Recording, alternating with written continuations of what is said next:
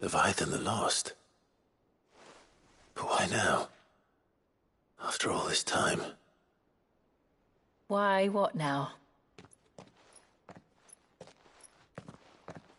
Oh, I'm not sure you'd believe me if I told you. After all we've been through. I doubt there's anything that could surprise me at this point. All right then. Rouse Joshua and meet me in the mess. We'll talk there.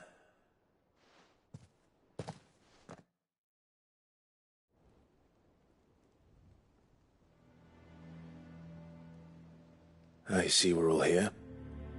So, what is it this time? I'm not sure yet. The letter delivered to my chambers omitted a few crucial details. Do we know its provenance? That was one of the details it omitted. But whoever the sender was, it seems the Dame held them in high enough regard to point them in our direction. The Dame? Well, she's not one to waste our time. It must be important. Important might be an understatement. If the letter is to be believed, Leviathan's dominant is in danger. And someone wants us to save him. Leviathan? So the Warden of Water has finally returned. What has it been? 100 years? More. The Lost moniker dates back at least that long. Even our venerable lawsman would not have been so much as a glint in his father's eye when last the mighty serpent brought his crashing waves to bear upon the realm. But why the gap? I know it can be a few years before a new dominant's born. But over a century? Should the dominant of Water's bloodline have been severed somehow, it could have prevented a new dominant from awakening. But if one has awakened now, he couldn't have chosen a worse time. Every nation in the realm has lost its dominant. If word gets out that there is still one to be had, they will stop at nothing to claim it for their own. And the twins will be at war again, just when humanity most needs to come together. Did the letter say anything else?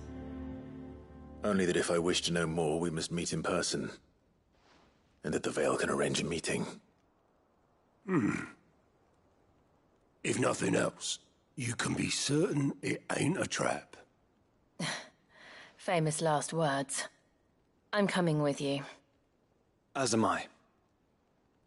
Thank you. Both of you.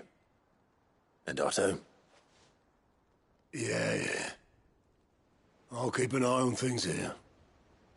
Didn't fancy coming anyway. Thank you. I shall leave the Invincible in your capable hands.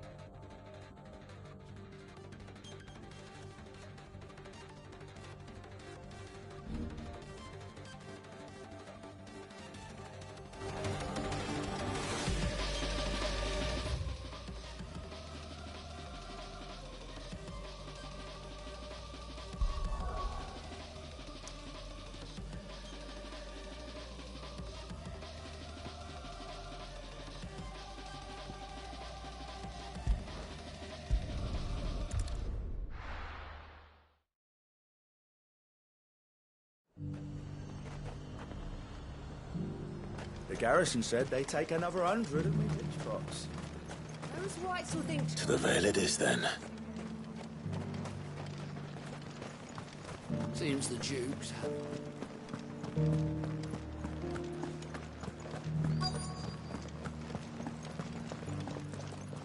Looks like you've got a thirst. We can remedy that. Can you now?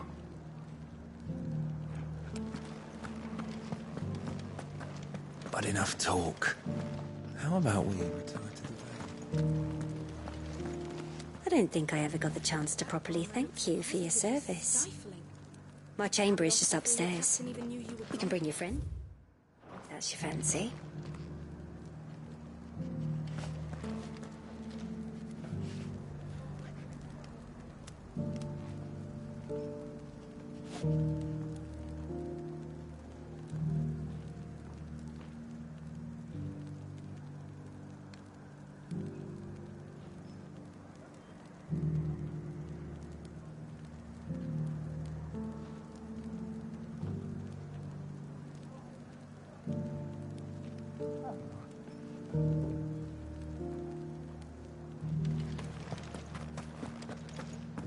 The garrison may have kept the whites from the wolves.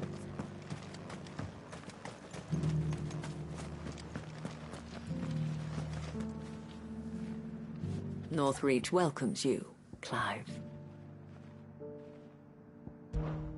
Short and sweet, then.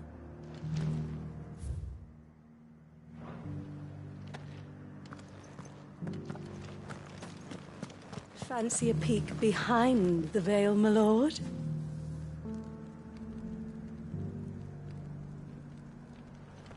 I'm looking for a Layla. You found one. So, will your friends be joining in? Or just watching? We're not here for your services. We simply want to talk. What you do with your time is up to you. The price is still the same.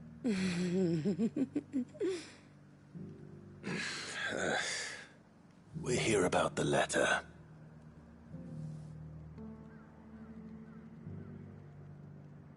Oh.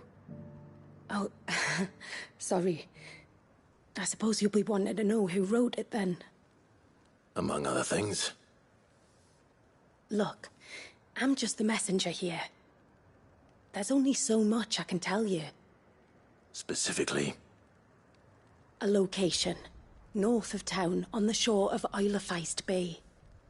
There you'll find a tent, and the woman who can answer your questions. And that's all? Nothing else? Actually, one thing. There's more than flowers in the meadows these days. So keep that sword of yours to hand.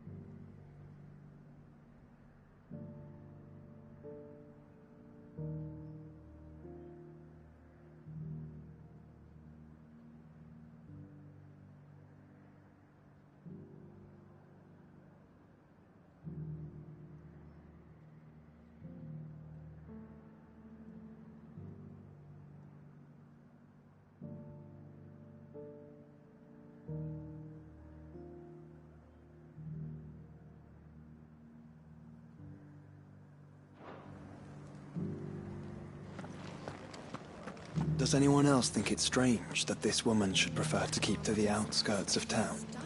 Not if she realizes the value of the information she's party to. And the danger it puts her in.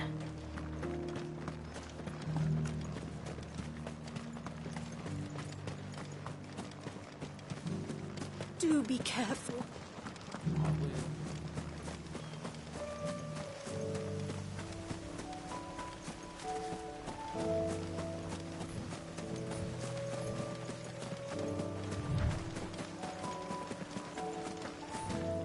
Yeah.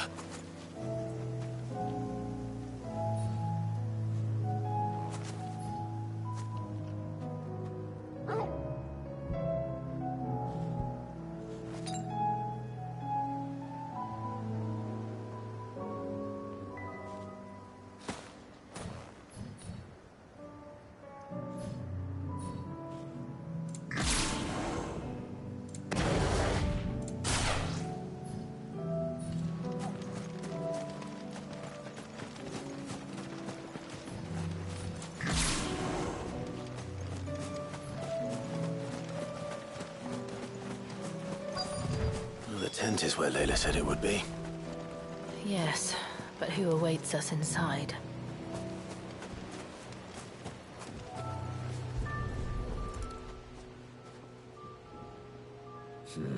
It's empty.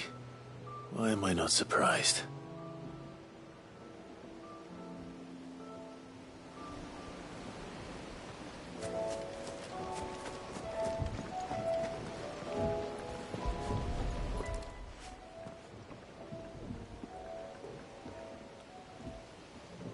A boat. No prizes for guessing who that belongs to.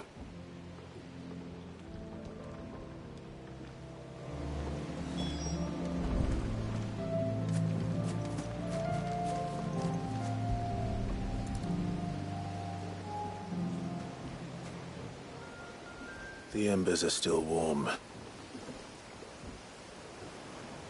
So you're Sid.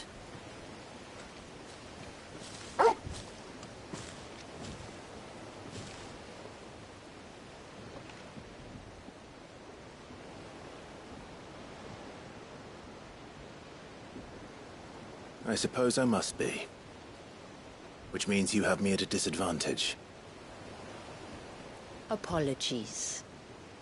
I am Shula, tributary of Mysidia, final haven of the Moats of Water. The Moats of Water.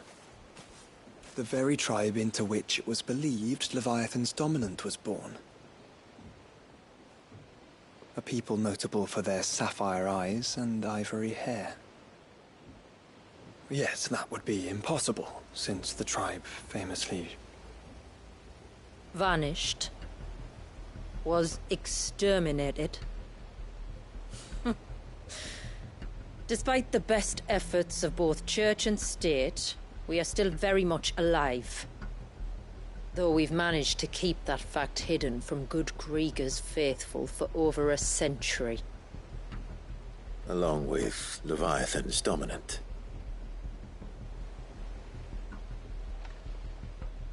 That wave out there. What do you know of it? The Surge. Only that it's been there a long time. Since the fall of Drake's Eye almost a century ago. Some claim the two are connected, but none can speak with any certainty. So in other words, you know nothing. Not that I'll hold it against you.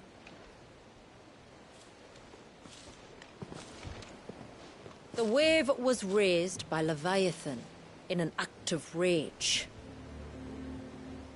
Moments before the waters were stayed, and the icon and its dominant bound within. And you want us to... rescue him. Yes. You see, a little bird told me about a certain outlaw with a singular knack for putting unruly dominants in their place. And ours is about as unruly as they get. For years, we've searched for someone who could hold their own against an icon. Someone just like you. So what do you say? Will you help us? What exactly did your dominant do to warrant this punishment? What did he do? He committed the greatest crime one of his kind can. He was born.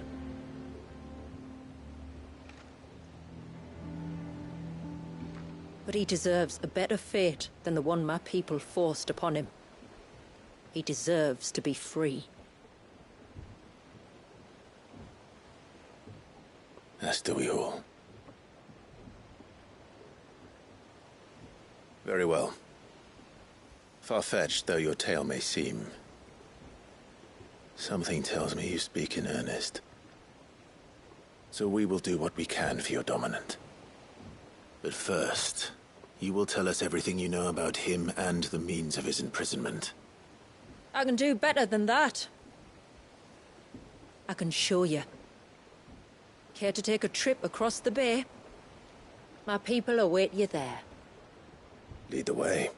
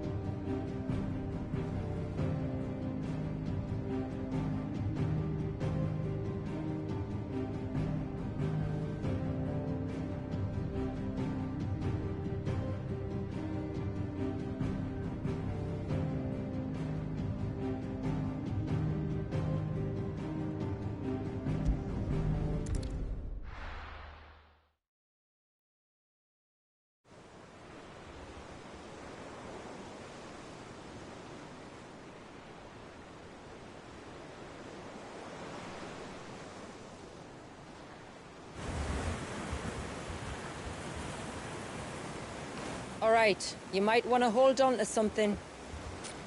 We're coming up on the wall, and passing through can take a bit of getting used to. I don't see any wall. Of course you don't. That's the point. It's a glamour woven by our ancestors to keep our village hidden from prying eyes. But don't take my word for it. Watch.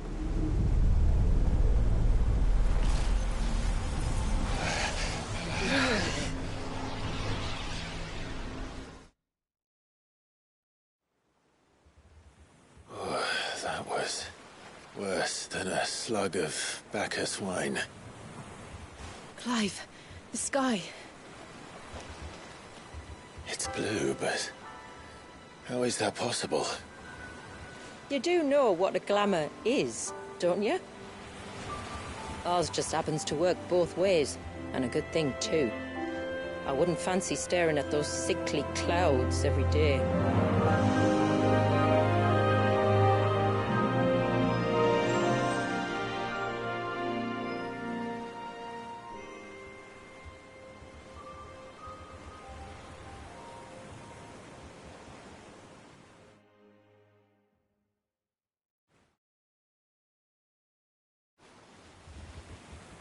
And that concludes our little voyage. We're here.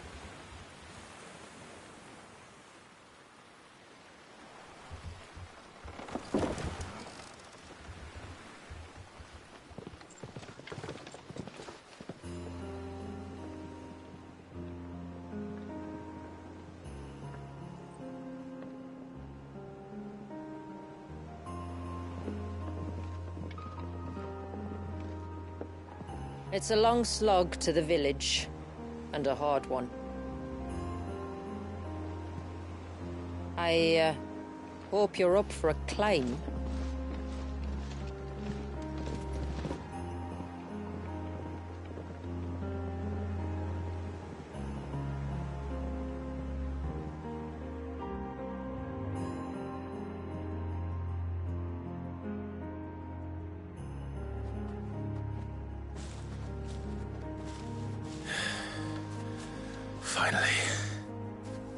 What? You didn't think we'd arrived, did you? The village isn't up here. It's on the other side of the mountain. Of course it is.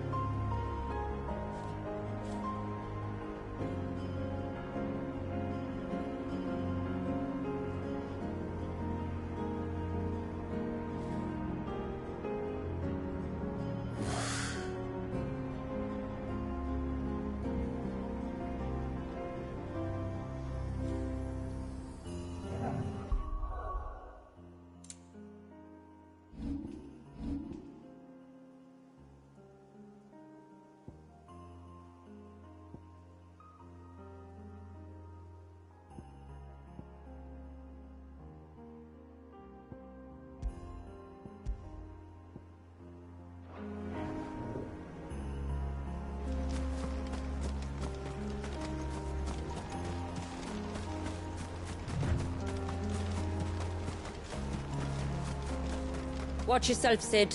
This path can be treacherous. If not for the sheer drop, then for the beasts who prowl it. Thank you for the warning. And please, call me Clive. Sid is an alias. You will be pleased to learn, Lady Shula, that I have no such aliases. Is that so, Lord Margrace? It's all the same to me.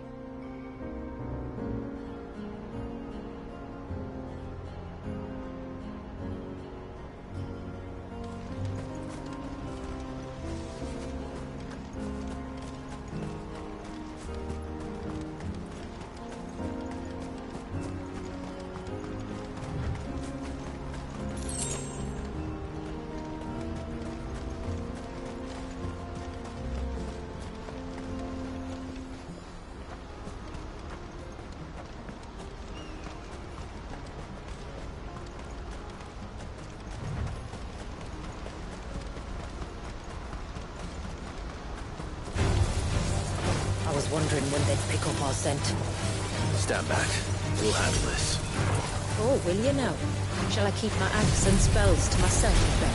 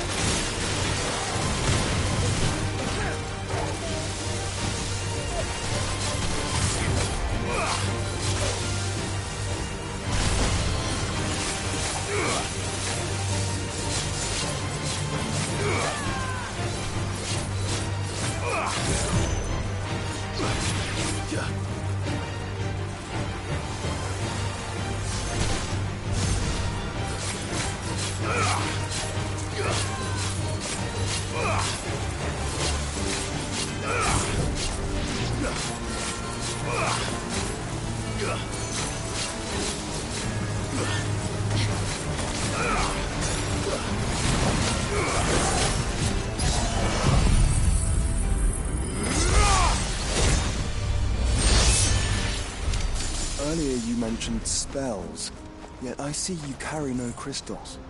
Since when did a bearer ever need crystals? But then, where is your brand?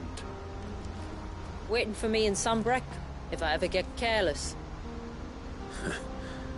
And it's in for a long wait.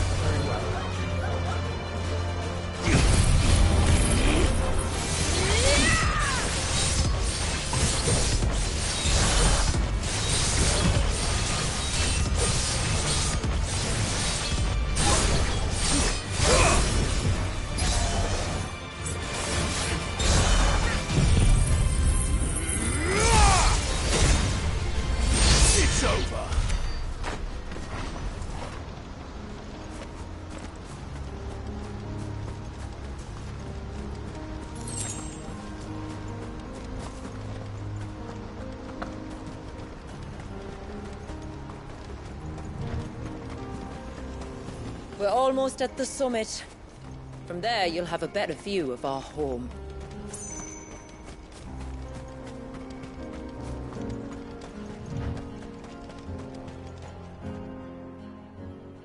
Few have ever set eyes on what I'm about to show you. Just so you know. This is not what I expected. Welcome, my friends, to Mysidia.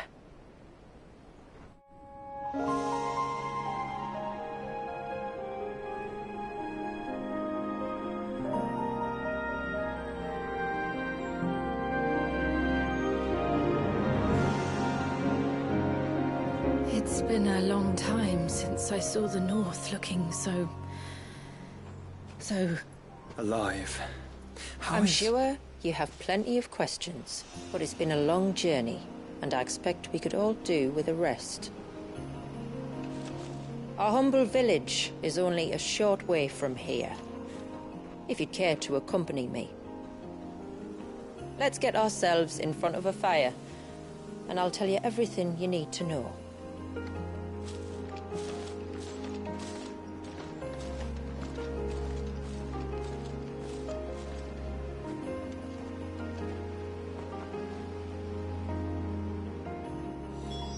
It's beautiful, Shula.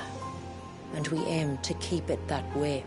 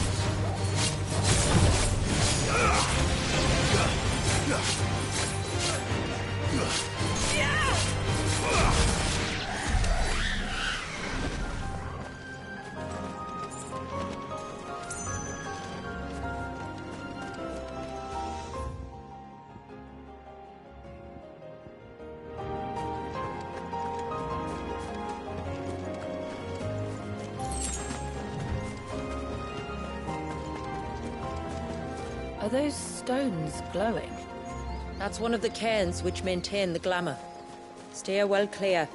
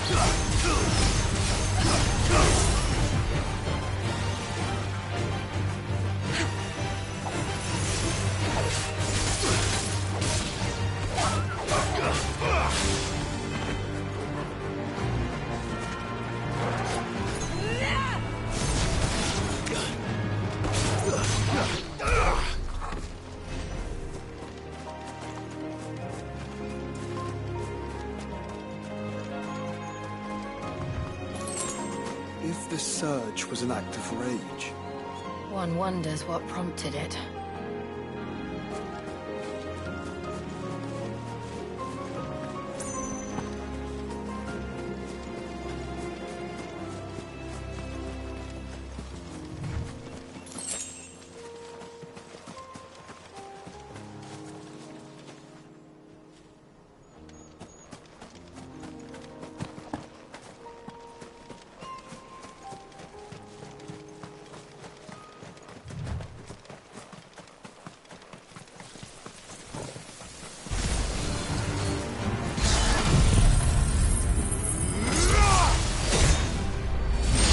Finished.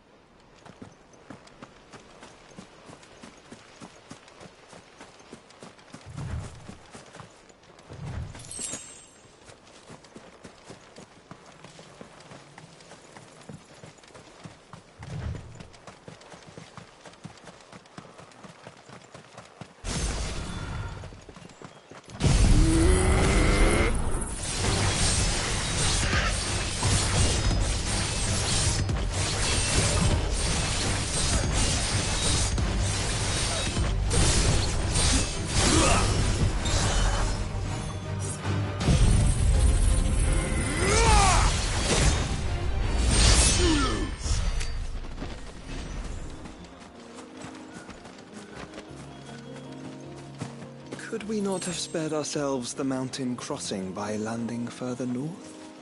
In clear view of the bay?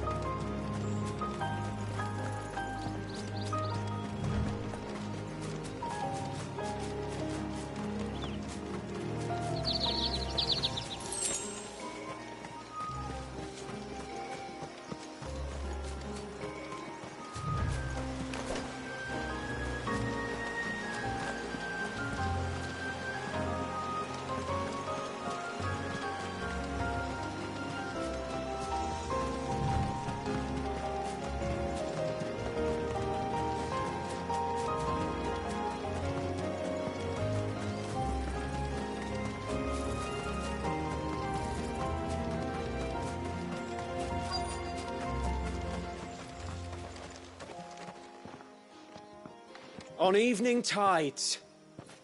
Does morning's light return? Open the gates! The tributary is home!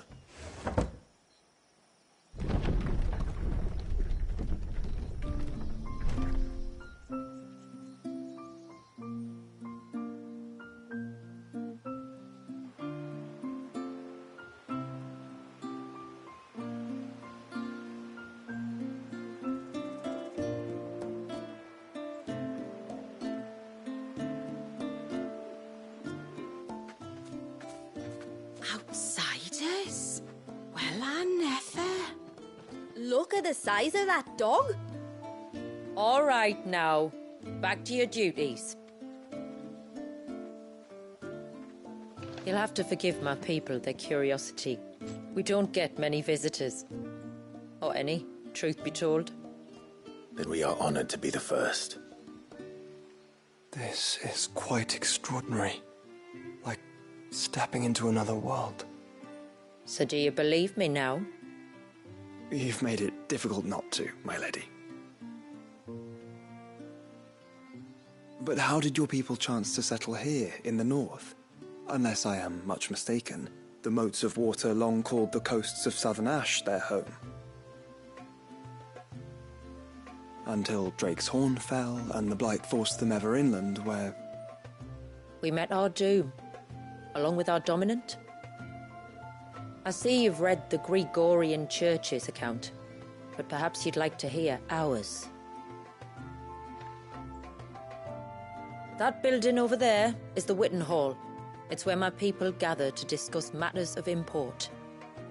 We can speak more inside, once the place is ready to receive you. It shouldn't take long, but you're welcome to explore the village while I see to things. Thank you. We'll do just that.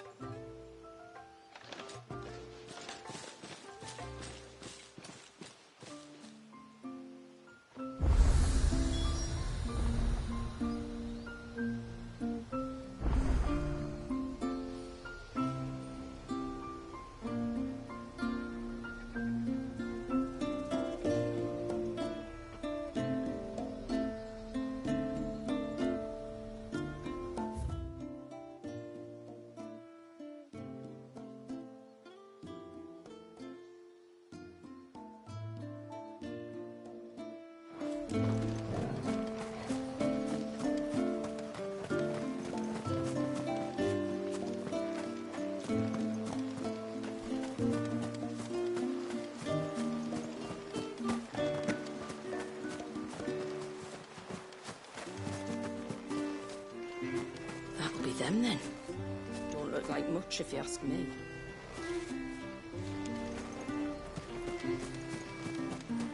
He's coming over here.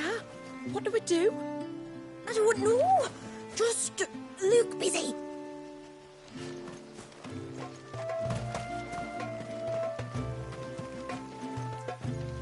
The stalks are thin. the leaves limp. We should dress the soil with dung and straw at once, or I fear for the autumn harvest.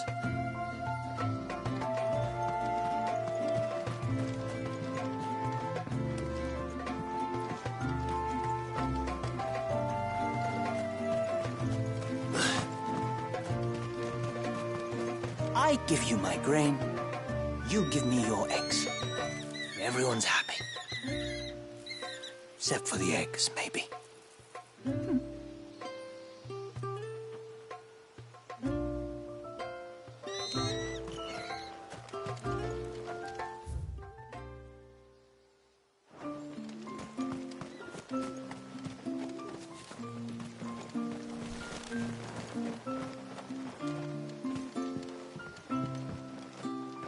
Just you stay away from that temple.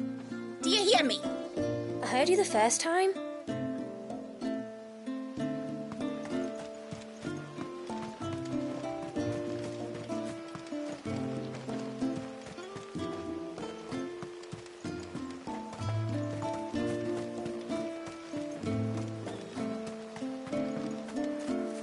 I'm sorry, but I don't like it. Outsiders should stay on the outside.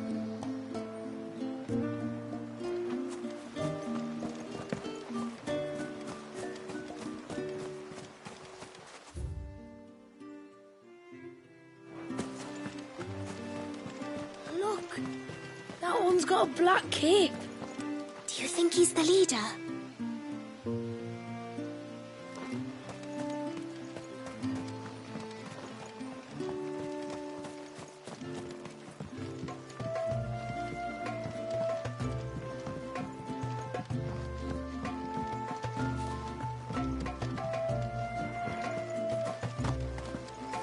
Look, Nan, it's the outsiders.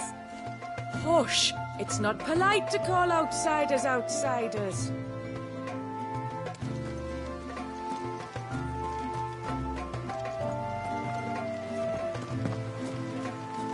How long do you think this bridge has been standing here?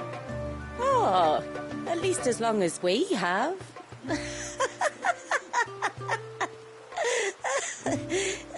Last then.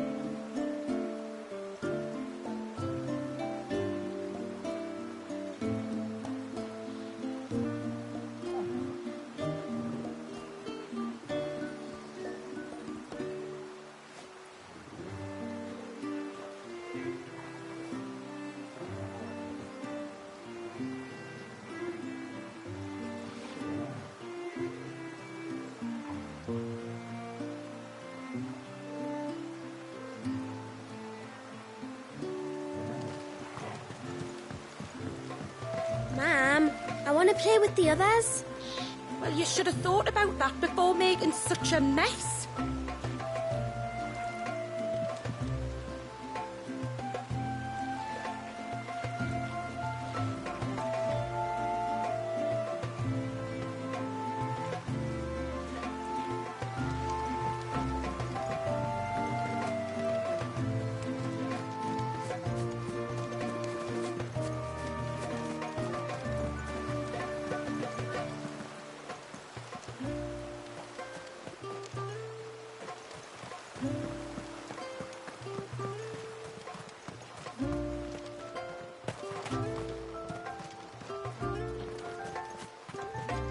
You used to work on the outside, didn't you?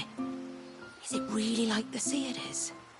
If you mean filthy, noisy, and rank, then no. It's much, much worse.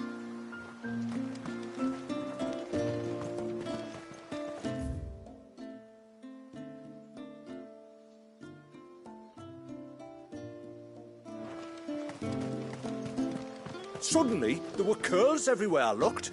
It was all I could do to make it back to Haven without being torn limb from limb. All you could do. And there I was thinking you were a bearer.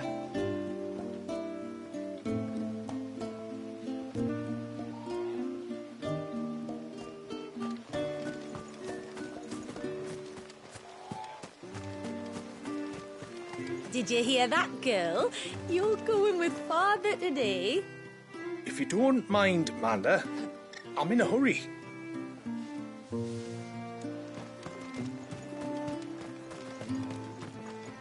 The tributary is in the Witten Hall, as you should be. The tributary is in the Witten Hall, as you should be.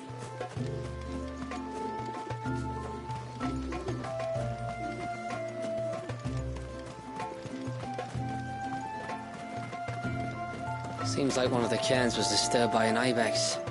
As if we didn't have enough to do. Busy or not, though, we'll need to see to it soon. Don't want the glamour unraveling.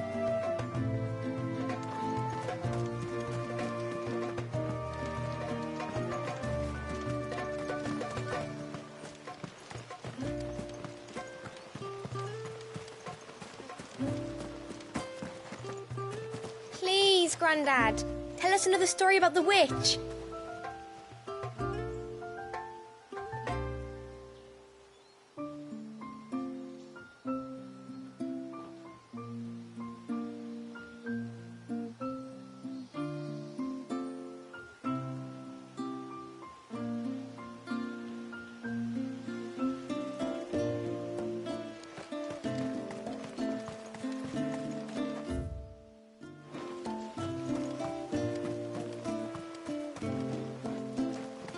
Poor things are as pale as ghosts. Are they unwell? I don't think so, Mum. It's just the way they are. Oh, do you think he bites? Who? The Hound? Or his master?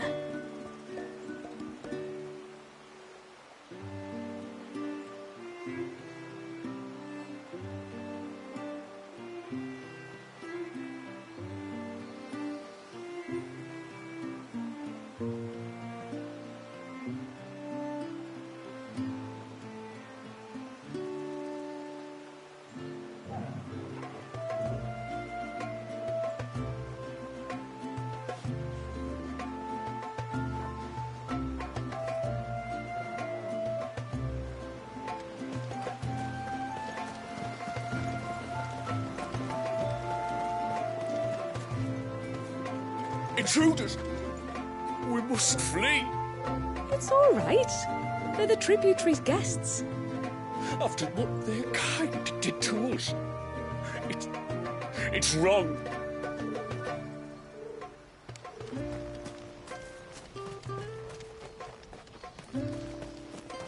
Look! That one's got a black cape.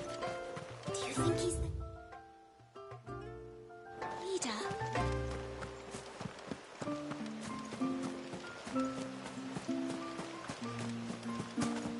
I'm sorry, but I don't like it. Outsiders...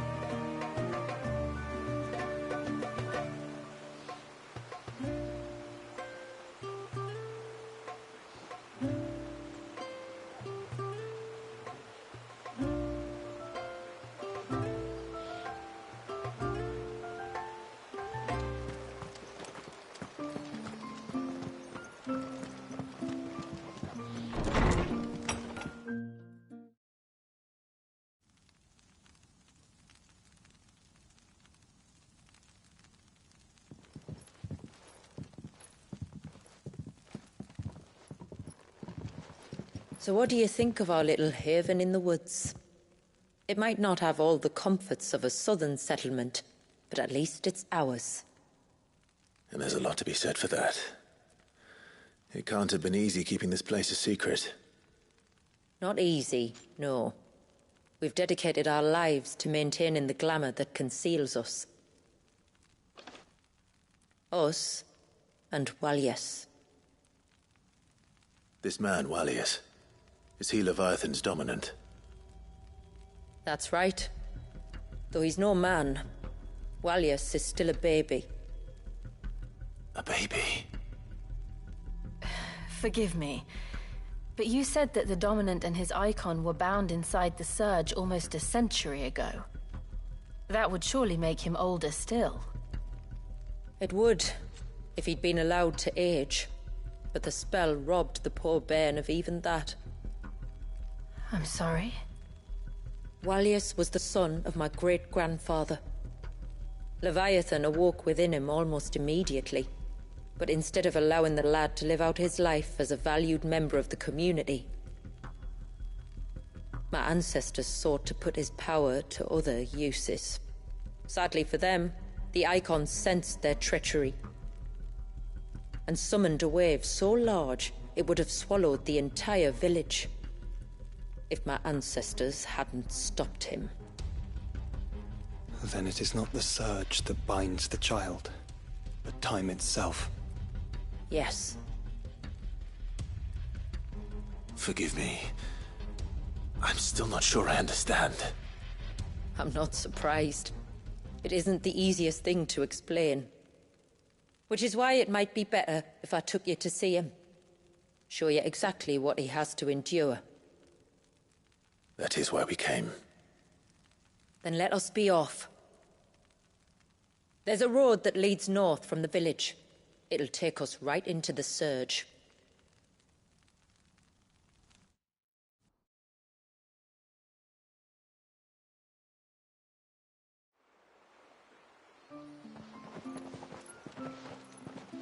Are you bound for the Wave, Tributary? We are, Delina. Have you spread the word about our guests? I have. Everyone knows to treat them as family. You shouldn't have any trouble now, but just in case, I would have you accept this symbol of our people.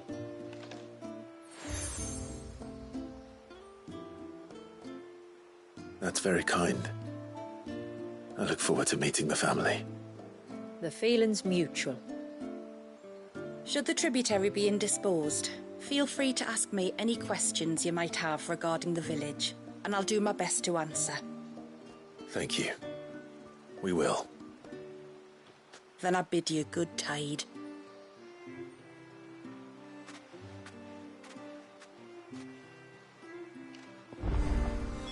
Our storehouse lies across the bridge. If you're short of supplies, you may find what you need there. Though we will have to ask you for recompense, poor as we are.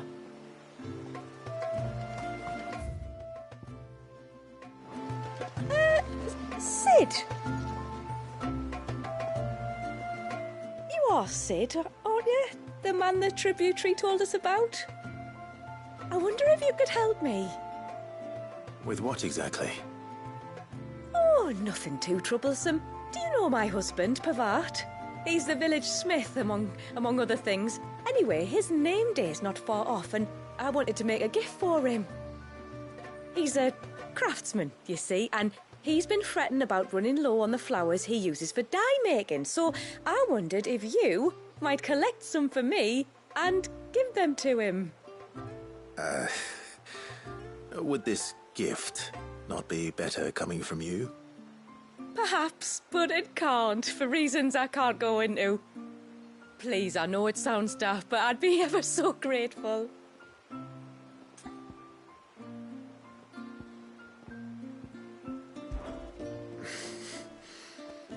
Fine. Which flowers does your husband need? The sweet little blue ones that grow around the fount. Elder's blessings, they're called. We use them to dye our fabrics so we always feel close to water like they are.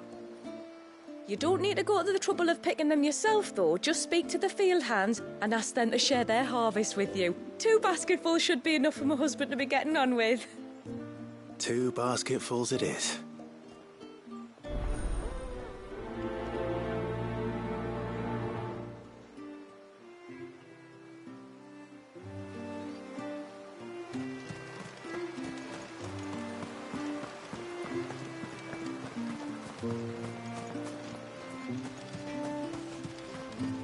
I'm not arguing. Where in the... Oh, I'll have her hide when she gets back. Oh, sorry. I was leagues away. How can I help you? If you're after something from the storehouse, it's actually my wife you'll want to talk to. She will have to charge you for the goods, though. Not that we'd fleece you or anything. It's just, you know, needs must. I understand. Saying that, she might not be able to get anything down for you for a bit. Ah, right. She's got her hands full with the inventory, you see. It should have been my daughter's job, really, but the willful little Rills decided to make herself scarce. The heavens only know where that girl's got to. If you'd like me to keep an eye out for her. Oh, no. I couldn't ask that of an outsider. Could I? You wouldn't mind?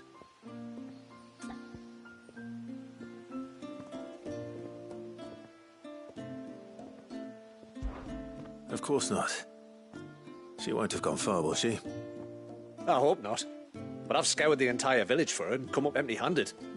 Can't help thinking she might have gone on another one of her little adventures. Ah, a free spirit is she? Aye, that she is. Can't get her to sit still, especially once you heard you lot were on your way. Outsiders!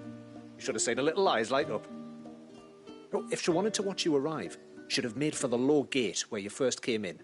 The guard there might have spotted her. Maybe you could ask him. Ruka, her name is. All right. I'll let you know if I find her. Try not to worry.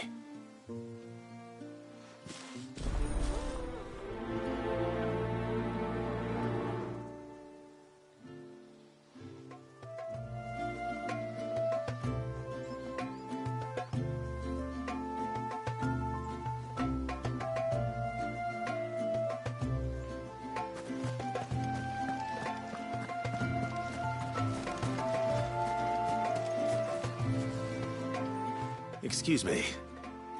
I wonder, might you be able to spare a basket of Elder's blessings? Pavard's wife tasked me with collecting some for her husband, and suggested that I speak to you. Ah. Werda wants you to bless her better half with the fruits of our labour, does she? Go on, then. Give the old fool something to squirm about. I'm sorry? Ah, don't worry about it. An old fool Pavard may be, but if you come bearing gifts, he's not fool enough to turn you away. I'm glad to hear it. Thank you.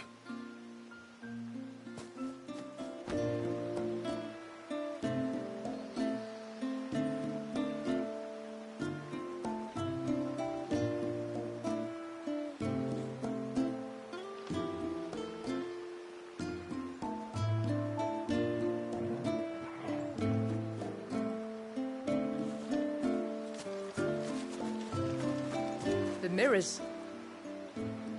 My people believe they frighten off trespassing demons by showing them the evil in their hearts.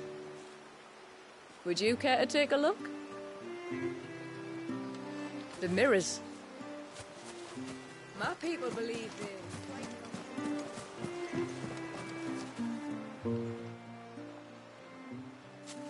Ah, welcome to Haven, friend.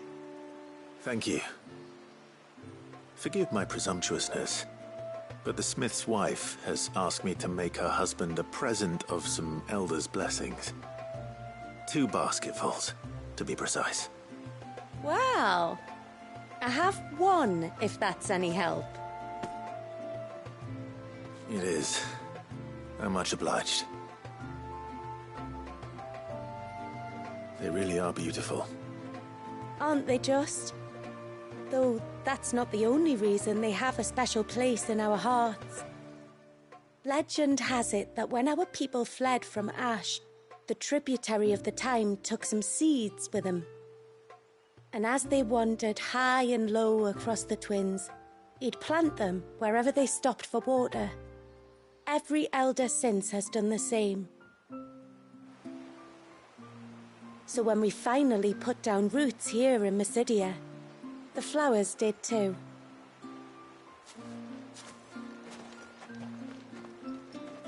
Well, that's 2 basketfuls.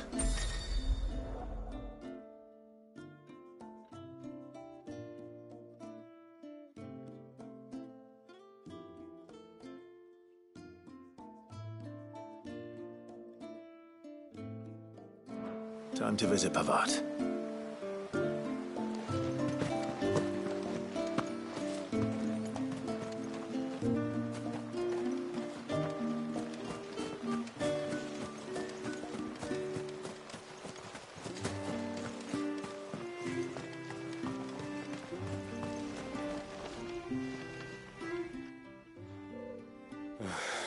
What do you want?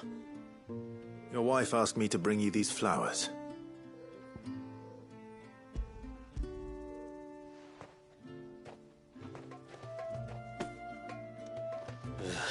That woman. Come out. I know you're there. Who? Me?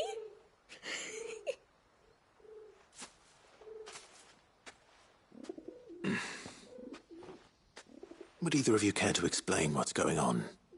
I'm sorry. I didn't mean to deceive you. It's just, my husband can be a bit standoffish at times, and I thought this might be a good way for the 2 of you to get acquainted. What with you being a swordsman like, and him being the only smith in the village. It'd be a shame if you couldn't turn to him for help.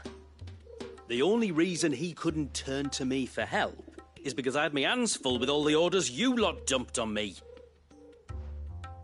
I'm pretty much done with them now, though. But, for the record, the tributary said that we were to lend you outsiders our aid, and that's exactly what I was planning to do. With or without my darling wife's meddling. Still, here we are. Acquainted. So, if there's out you need, just bring us the materials, all right? All right. All right, then. And tar for the flowers. I was running low. You use them for dyeing, I hear. Aye. Crush the petals and it makes a fine and lasting blue. We use it to stain the cloth for our tunics and pennons. To remind us where we come from, like. As modes of water. Children of the sea. That's right. The pattern too was left by our ancestors. The Ceaseless Rill, it's called. It symbolizes the river of our tribe, with the strength of Leviathan running through it. And no matter how that river has ebbed and flowed, changed its course, the flowers have always been with us, growing on our banks. I should get back to work. If you need something crafting, let me know. I will. It was a pleasure to meet you. Wasn't it just?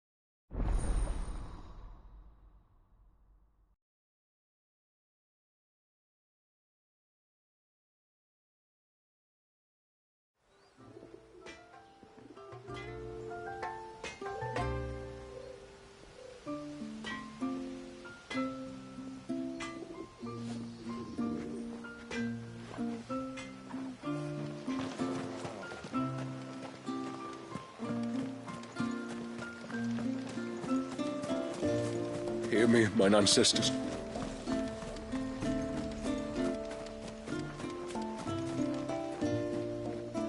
Excuse me. You haven't seen the storekeeper's daughter, have you? Little Ruka? I have, as it happens. She went out through the gate not long ago. Out of the village? Alone? Aye, she does it all the time. There's a path off to the left which leads down to the river. Nice little spot, that. And safe as you like. The beasts of the mountain don't dare come so close to the village. That's where she'll be. Go and have a look if you don't believe me. I will.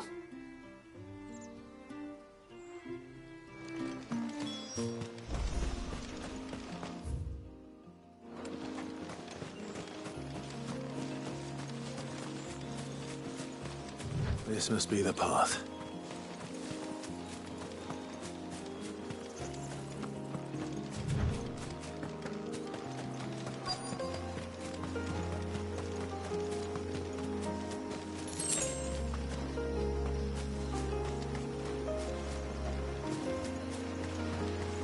They're not here either.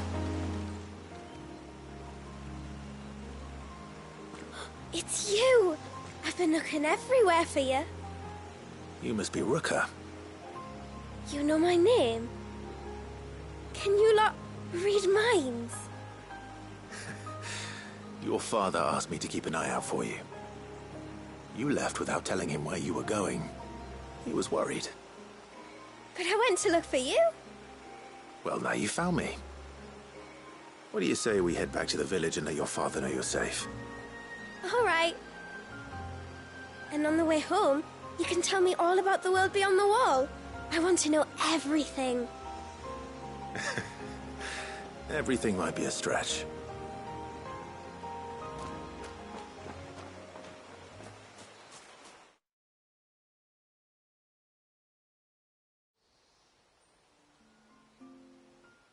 Thank you for bringing her home. And sorry for the trouble. Oh, no. It was a pleasure. Daddy, did you know that there are villages 10 times as big as Haven in the outside world?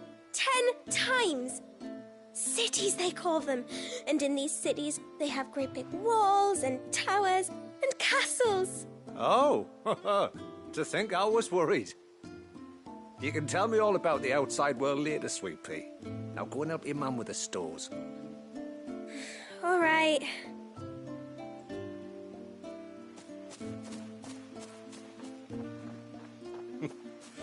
Thanks for putting up with her questions. She, has a lot of them. One of the big ones being, what are the people beyond the wall like? Reckon you've made a good first impression. Are we the only ones she's ever met? That you are. The rest of the world can't know we're here, so we'll have to be very careful who we're letting in and out. A few of us might make the occasional trip to shore for supplies, but for the most part, we'll make do with what we've got, including what the old Northerners left us. Yes. You built on top of the old ruins, didn't you? Well, they make for fine foundations. Their masons clearly knew what they were doing. That's one thing we don't have to worry about. Oh, it's everything else that's the problem. Medicines, metals for tool making, anything like that. We have to dress up as travelling merchants and make a trip to the outside and pray to every cloud in the heavens that nobody sees through us. Which explains why you need Gil. Aye. And now Ruka's back, my wife should be free to assist you with any potential purchases. So please, do make good use of our stores, because we fully intend to make good use of your coin.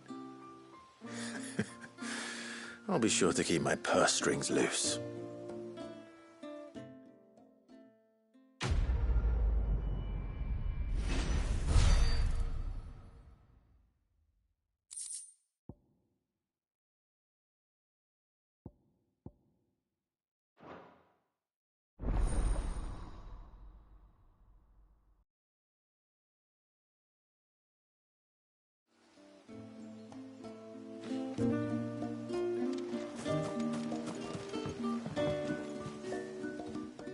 Thanks for bringing me daughter back. I don't grudge her looking for adventure, but she's got to pull her weight like the rest of us. Anyway, now we've got the inventory done, I can attend to my own tasks, like seeing to our visitors' needs. So, was the route you wanted? I will have to charge you.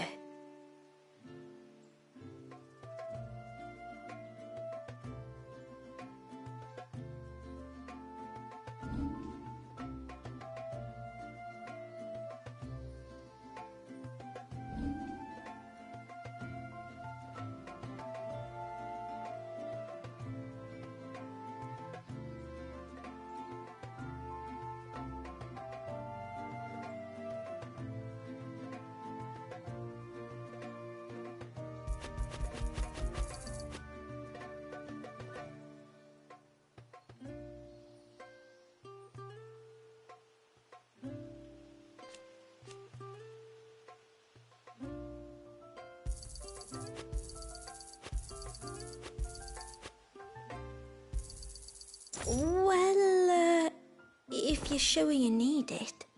I'll be here. What do you think the tributary sees in those outsiders?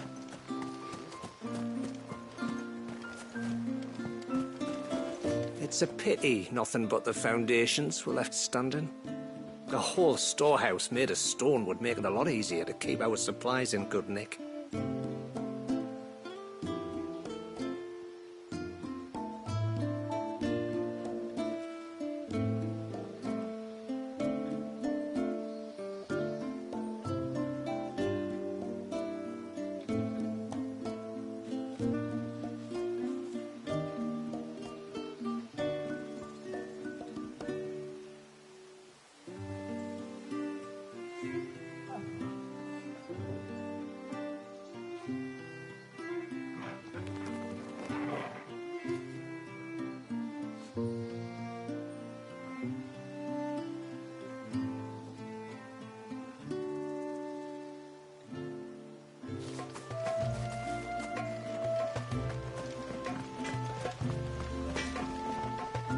What is it you want?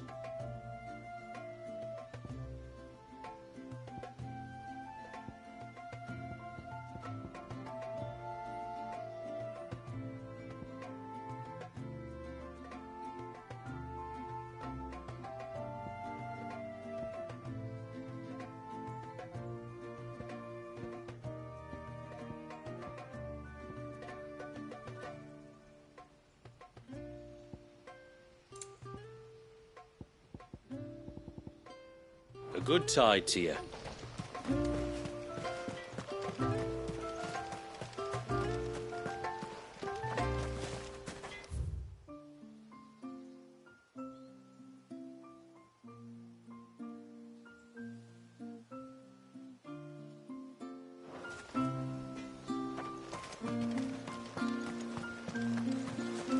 How long do you think this bridge has been stood?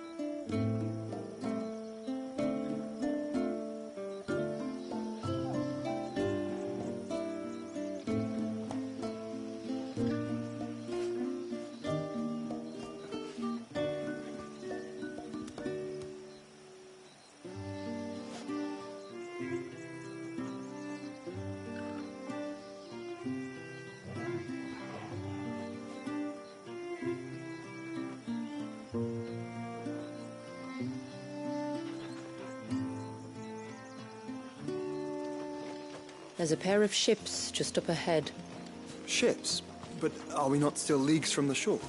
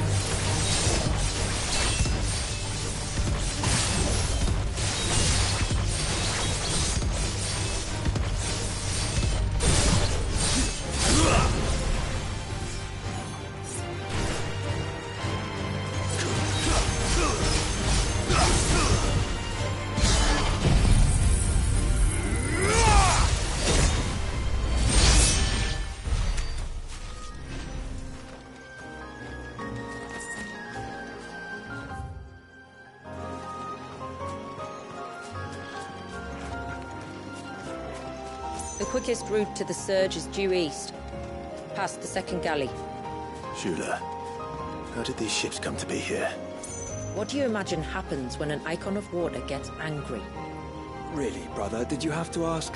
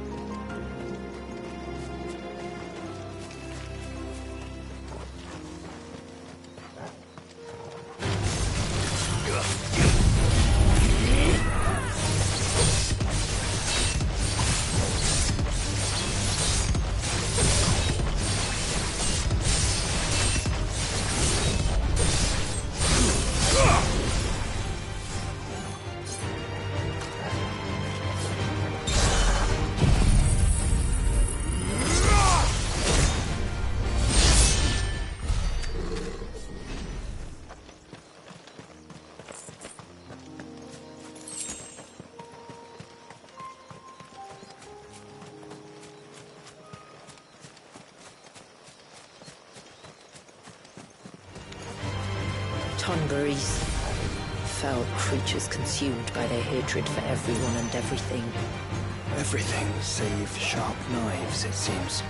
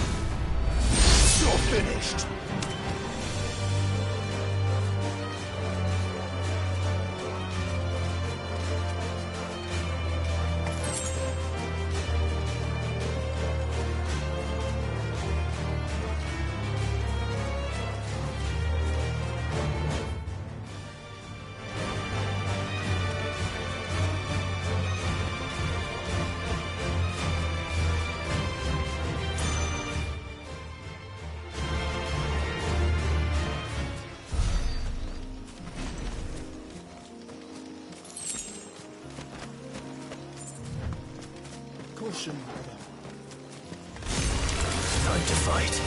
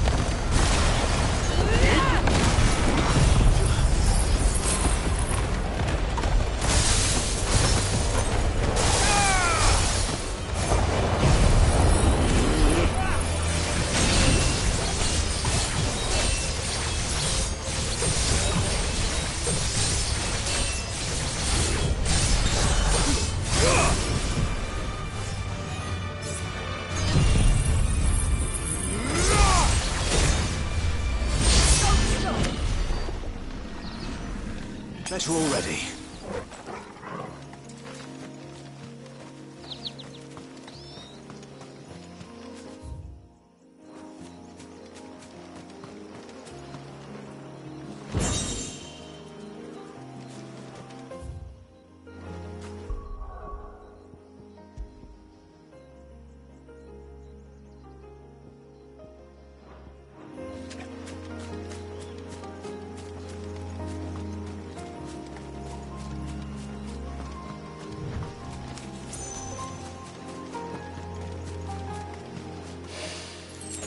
I can smell the sea. It's not far now.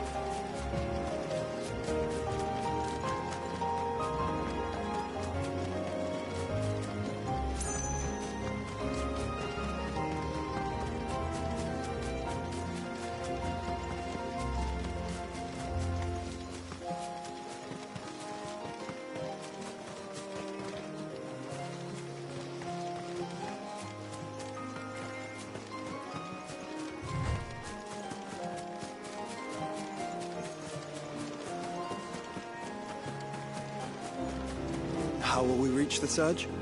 We'll follow the coastline north. There's a bridge that'll take us across to the cape.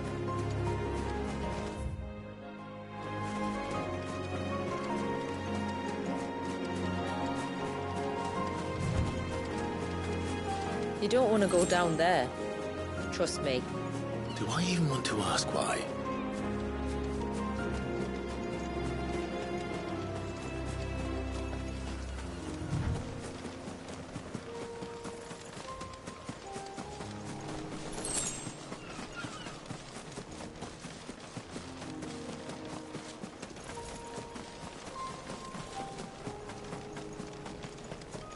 Might I inquire about the Ray of Light? It's what prevents the Surge from being reclaimed by the sea. And Dwalius by his people.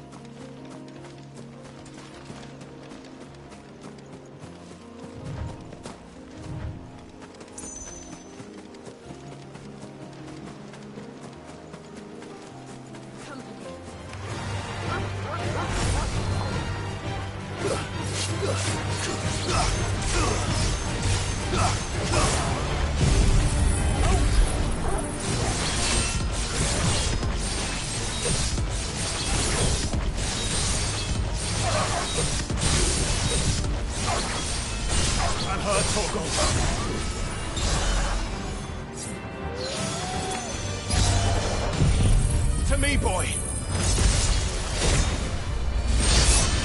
And her, Torgal.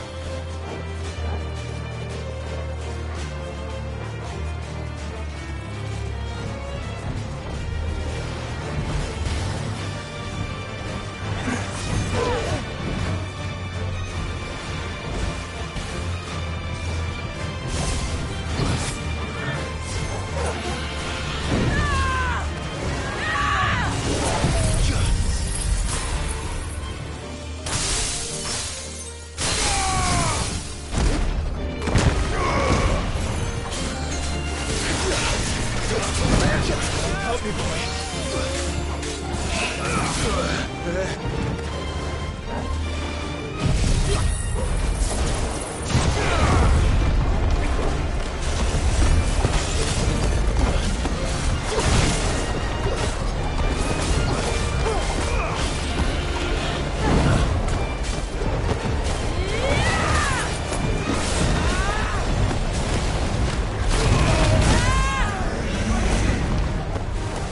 To me, Blades!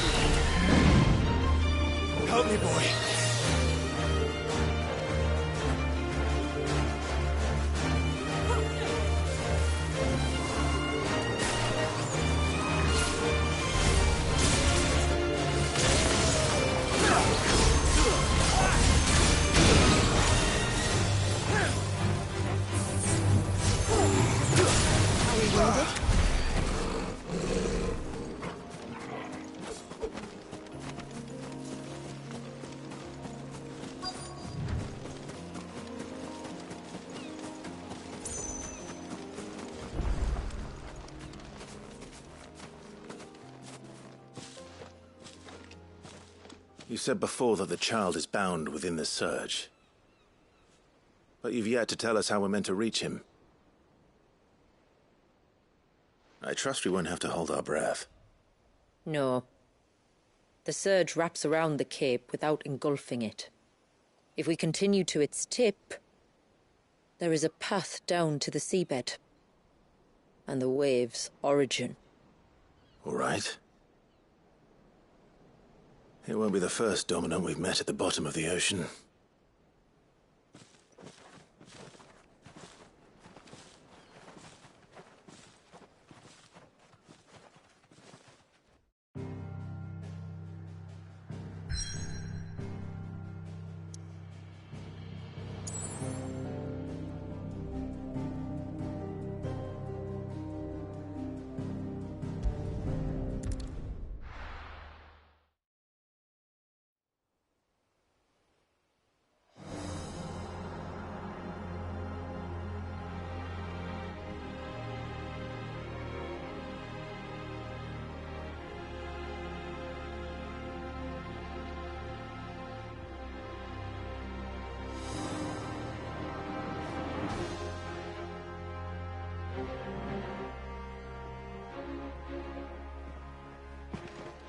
It's not much further now. The path seems well kept. Do you and the villagers often come this way? Only me. Once every new moon without fail. It is my duty both as village elder and Walyus's descendant. But surely no one blames you for what happened. Why should you bear the responsibility alone? You misunderstand. I do it because I want to show him that he isn't alone, and that there are still some of us who would see an end to his suffering. Suffering you will soon witness with your own eyes.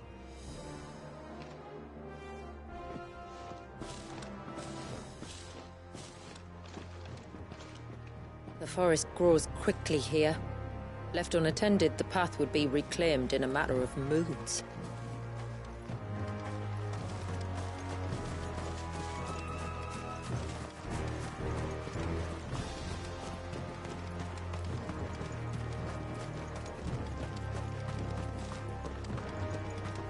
Does the light point the way to the child?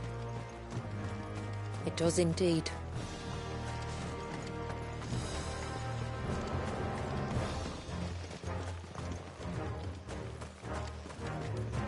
Look at all the droplets of water suspended in midair. Where they have remained untouched by time for 80 summers.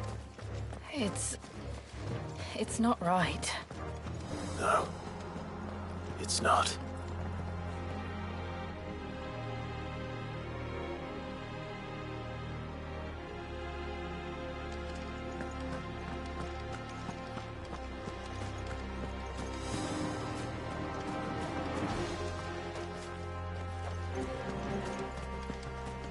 There. Up ahead.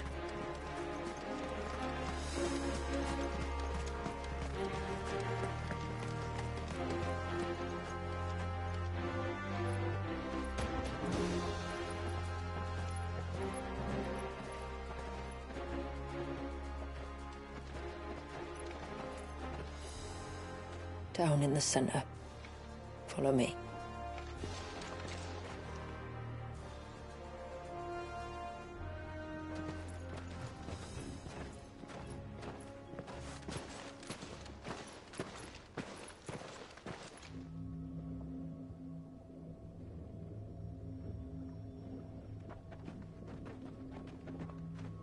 He's still primed. I'll never forget my first priming. The fear. And I was old enough to understand what was happening.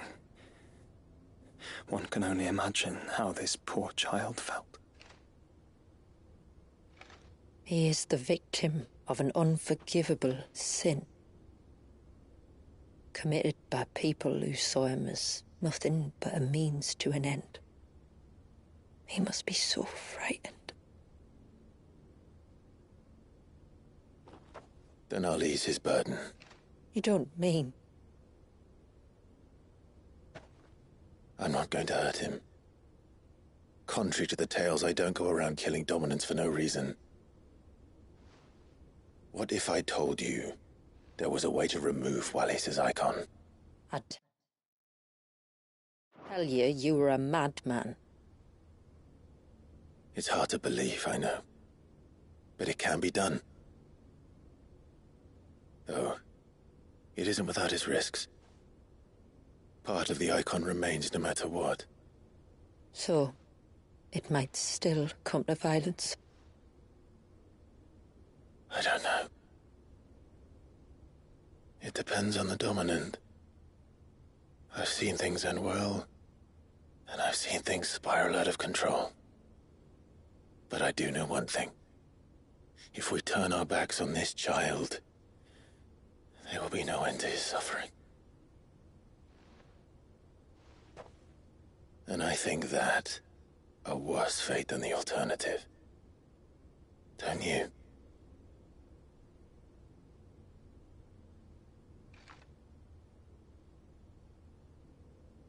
Very well. Do what you must. And whatever happens, I will own the consequences.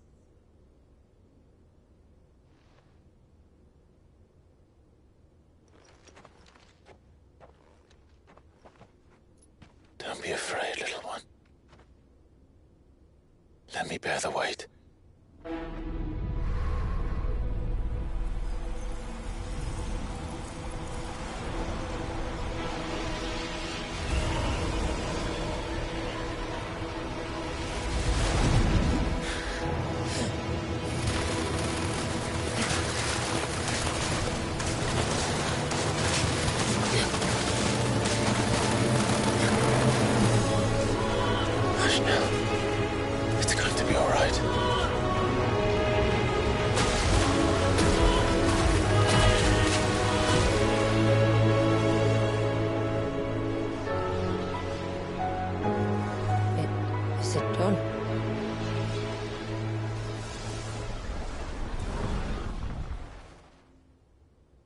I think so.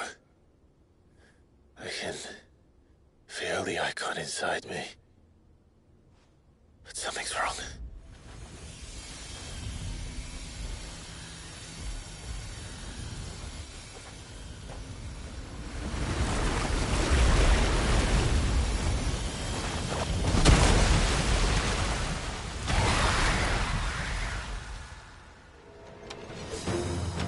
He wasn't just afraid.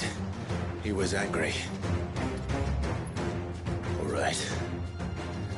Let's see what you've given me.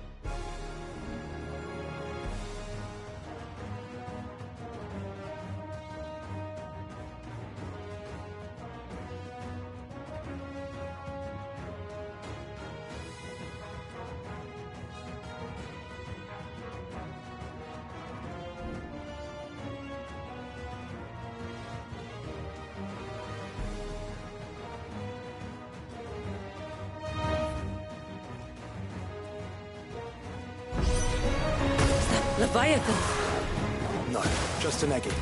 But a formidable adversary nonetheless.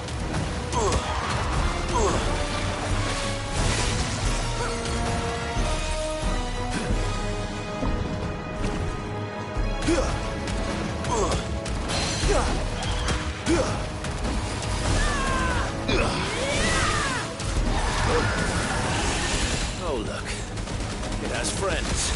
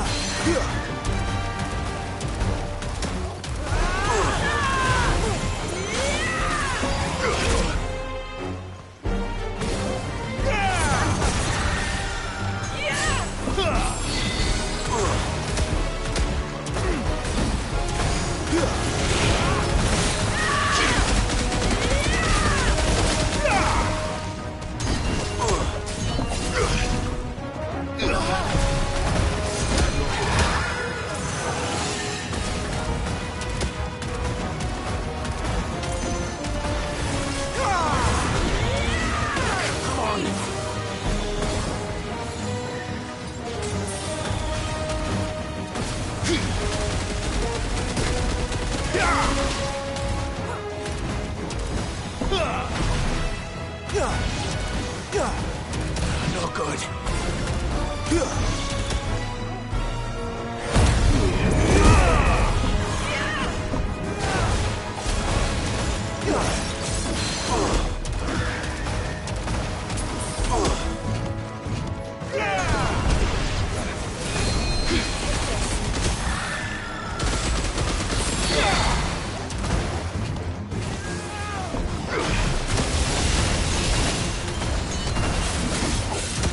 You're finished. We're finished.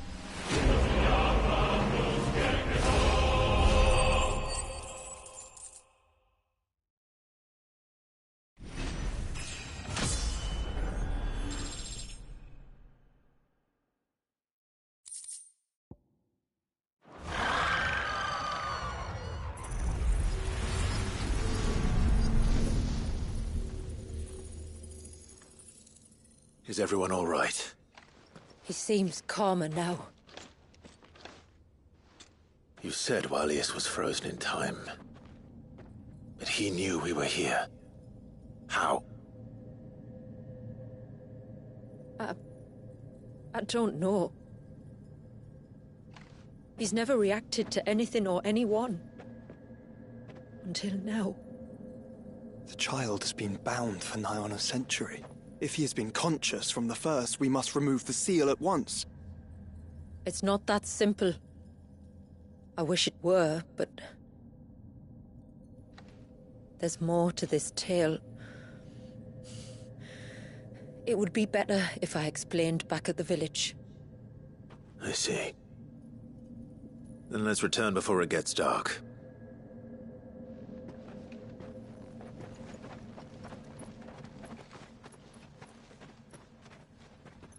I'm sorry, Walius. I will make this right.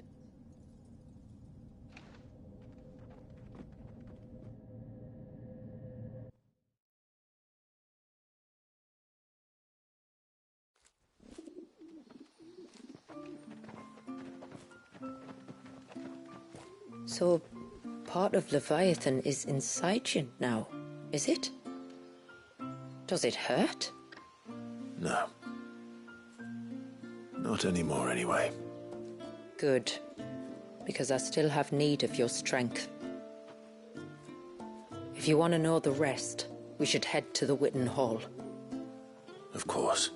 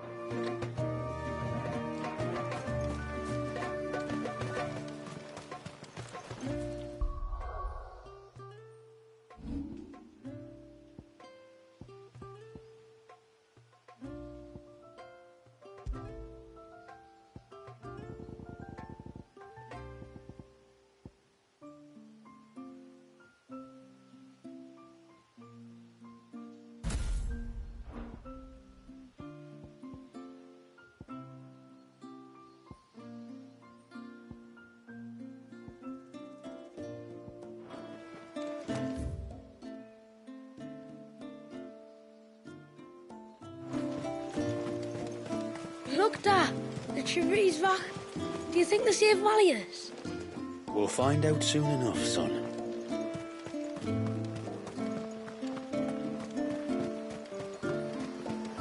Bastard things. Tore the fish right out of the baskets.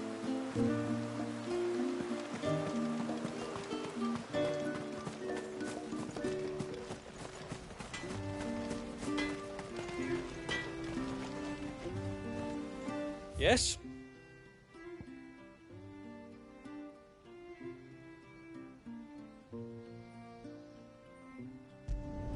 Flawless.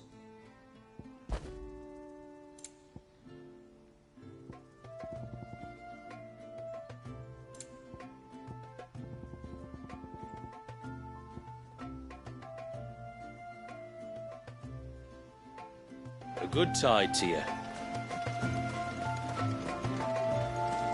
No sign of the child.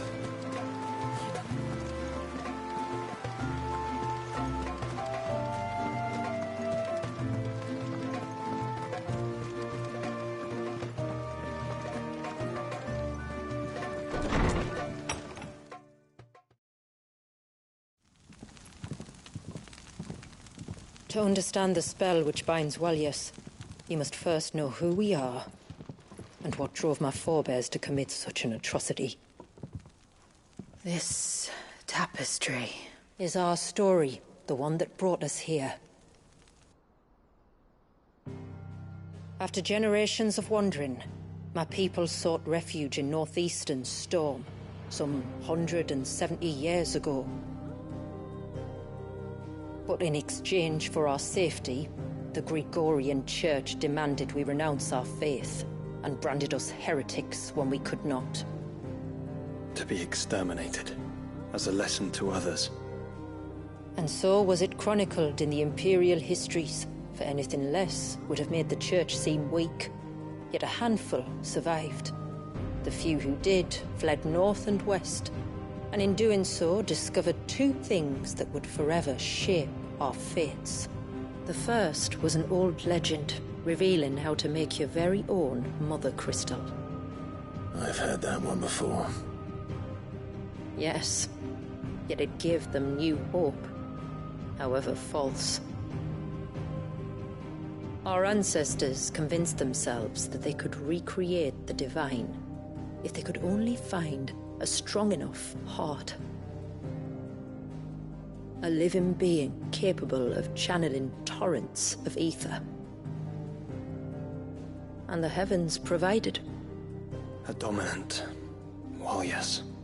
They'd stumbled across a nostrum in an ancient ruin, which they believed could provoke a sudden outpouring of a creature's ether. They meant to enrage his icon. Leviathan would have destroyed everything, had our people not made their second important discovery. A means to stop time itself. Where did they find that? The Northerners had no such magics, or they would have used them. When our ancestors first arrived, the land was uninhabited, save for an old witch who lived on the highest peak. Her body had been consumed by the curse, a cruel payment for her long years of service to the Northern Thanes. So desperate were they to prevent the fall of Drake's Eye, they'd forced her to devise a spell to stop time. But Drake's Eye did fall. It did. When she finally perfected the necessary magics, it was already too late. As punishment for her failure, the Thanes exiled her to this forsaken place to live out the few days she had left. Knowing her suffering, our ancestors cared for her as best they could, and in return, she gifted them her spell. That even though she should die, her legacy might live on.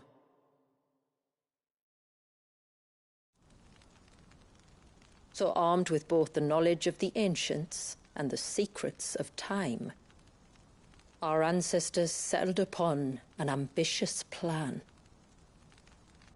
They would create a new Mother Crystal and enchant it that it might endure for all eternity. Thus would our people's wandering, our suffering, finally end, and prosperity visit us once more. And all it would require was the sacrifice of a single child. A small price to pay, or so they believed. Another victim of man's blind reliance on the Mother Crystals. So we know the seal source. How do we break it and restore the flow of time? Do you recall the dome of light on top of the cliffs to the west? Inside lie the ruins of an old temple. It was there that the witch built the Vare, a conduit of sorts that channels her remaining ether into the Surge. But it's been a long time since anyone set foot in the place. And now, there are others who claim it as their own. Then we shall go prepared for a fight. That said, it may be best if one of us stays behind. You think the village could be in danger? We saw the ether flow from Wallius in all directions, but only encountered a single familiar. There will be more. And should even one make its way here, I doubt the walls could hold it back for long. Then I shall stay. The Phoenix will see your people safe, Tributary. You have my thanks. Very well. We should depart at once. I fear time may no longer be a luxury we can afford.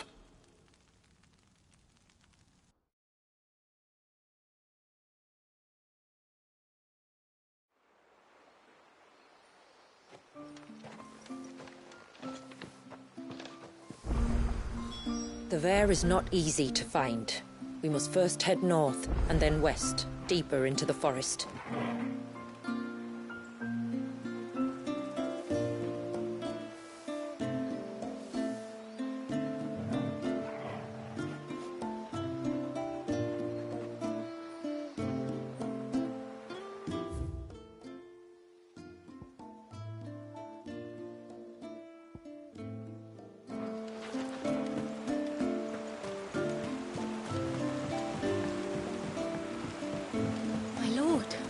May I speak with you a moment? There is a matter with which I would beg your aid. Of course, what is it?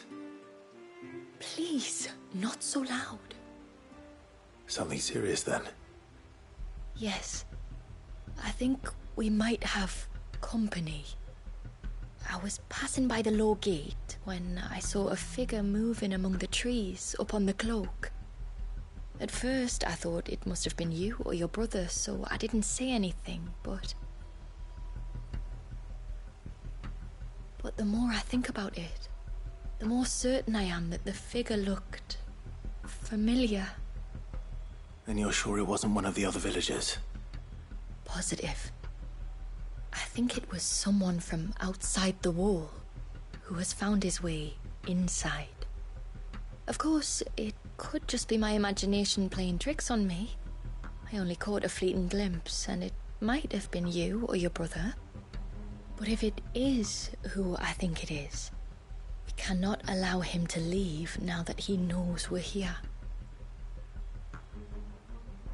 Would you go and see? He won't try to hurt you, believe me. Given what lurks in the forest, the only one likely to get hurt is him.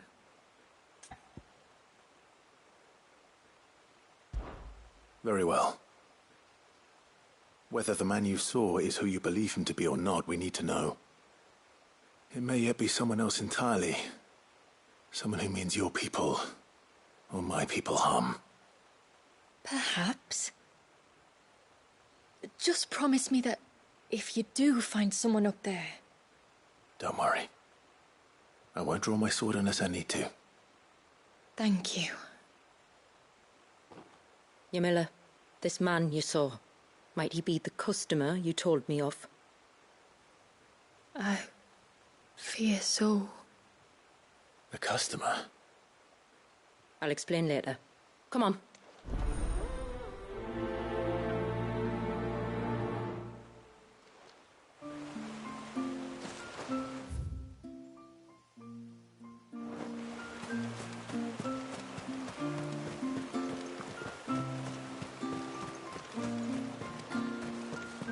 If we pick too many of the flowers, there won't be enough left to go to seed. And then next year, we won't have any.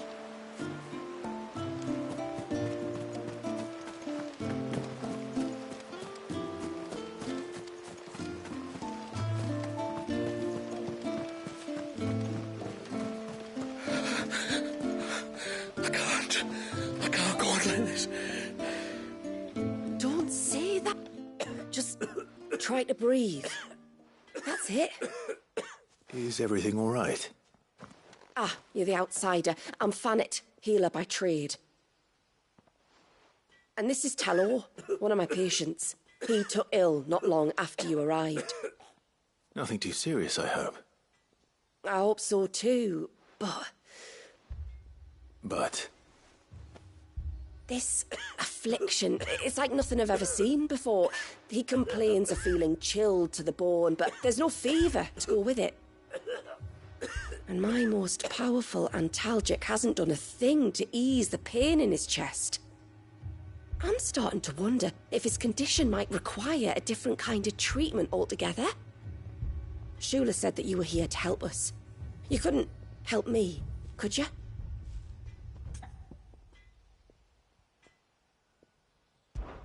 I'd be happy to. If I can. You can, don't worry. All I need you to do is speak to Talor's son, Pavat, over at the forge, and ask if he knows what his father was up to before he came down sick. Something must have caused this, and I want to find out what. The trouble is, Talor's too weak to speak, and I can't leave his side for long. So while you talk to Pavat, I'll pay his wife word a quick visit, just in case she knows anything. All right.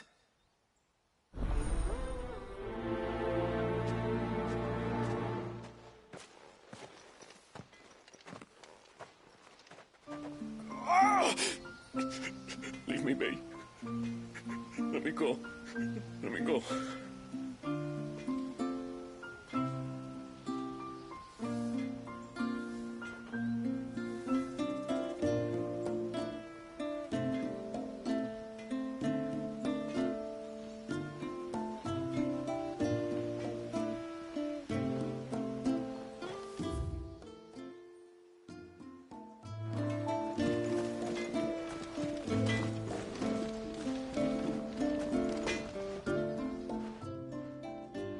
Oh, do you need something? I do, though not from the Forge. Fanit asked me to speak with you. She's looking into the cause of your father's illness and wondered if you could shed any light on the matter. I see. Sorry. She shouldn't have dragged you into this. It's no trouble, really. Tell me, did your father do anything out of the ordinary before he fell ill? Not that I know of. But then I hardly see him. He's always out and about, like. Well, at least he was. Suppose he might have been a bit more fidgety than usual, but apart from that... When you say out and about, where does he usually go? Just round the village. Wanders over to Blazier's place most days. He's a fisher who lives on the other side of the fount. They're old friends. Maybe he knows something I don't. Maybe. I'll go and speak with him.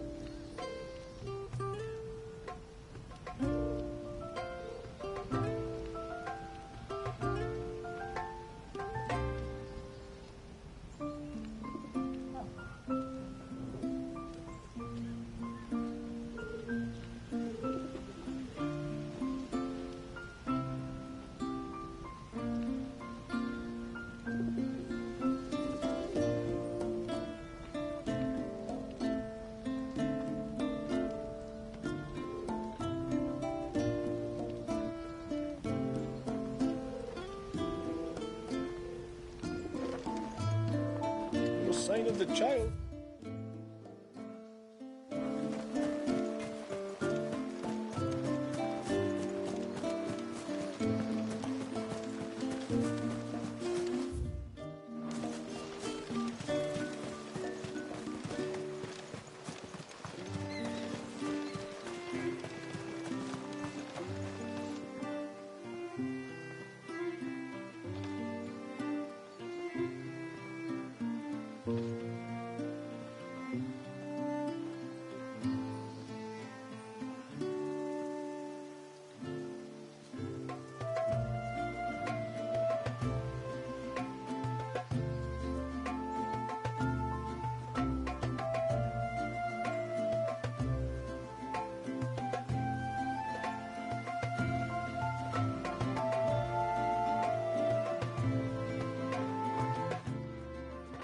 Greetings, stranger. What can I do for you? Your name is Blazir, is it not? Pavad tells me you're a friend of his father's, and that the two of you may have spent some time together prior to his illness. His illness? Talor's never been ill a day in his life. I don't know why he'd start now. Oh, Fana doesn't know either. It was she who asked me to look into his recent behavior on the off chance it might explain how his condition arose. Oh, I suppose there was something that struck me as a bit odd. He kept asking about the woods. Did you see anything strange on your way back from the shore? Are you certain? Do you swear? That kind of thing. I didn't, of course. But he wouldn't let it go. It was like he was expecting something to happen. It was just a matter of when. Not that I know what. But he never told me anyway. Well, that certainly does sound unusual. And it might just be what Fanet is looking for. Thank you. Don't mention it. Oh, and when you say Talor, wish him the best from me, eh? Let's see what the healer makes of this.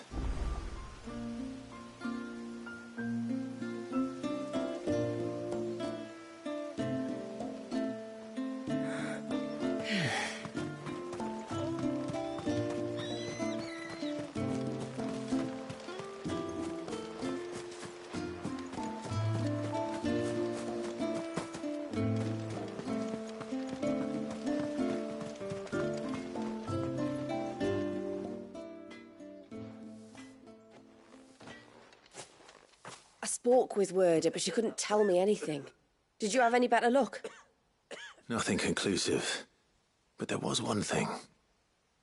Blazir, the fisherman, told me that Talor had taken a sudden interest in the forest of late. He kept asking him if he'd seen anything unusual there on his way back from the coast, but never let on what exactly he was expecting him to have seen. The forest between here and the coast. Surely not. But then... I can't say for sure. But I think Talor's illness might have some connection to the Tomberries. You may have encountered them during your time here. The small, scaly beastmen. And you think they may have caused Talor's illness? I do. At least in a way. And if I'm right, it's no wonder the treatments I've been trying didn't work. Oh, I know it's a lot to ask, but would you go down into Father's Fell for me?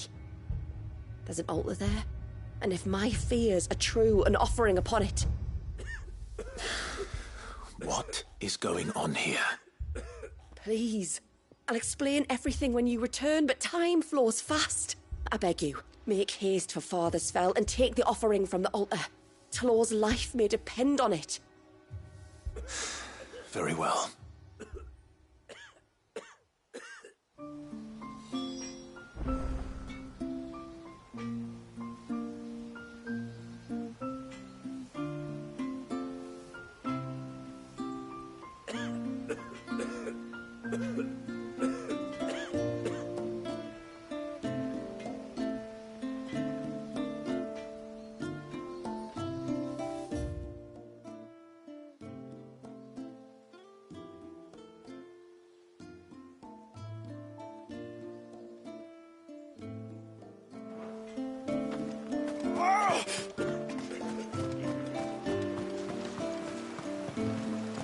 Bastard things.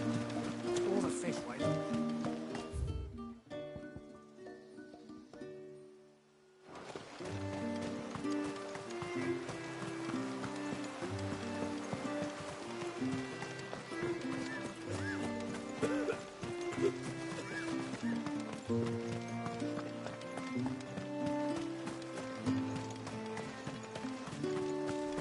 Oh, ceaseless rill.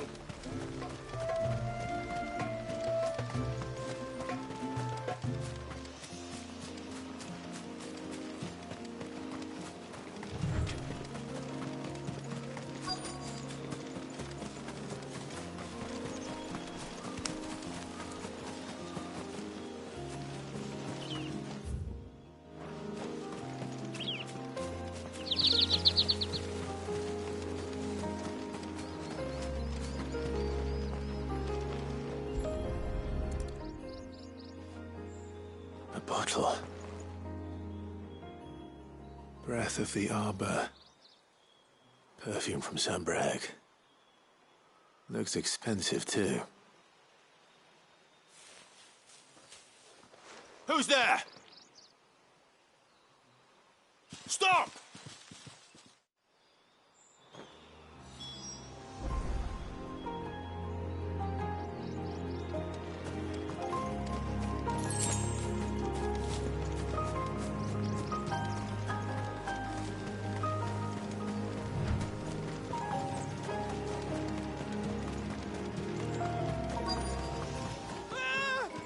No! No! Hang on! I'm coming!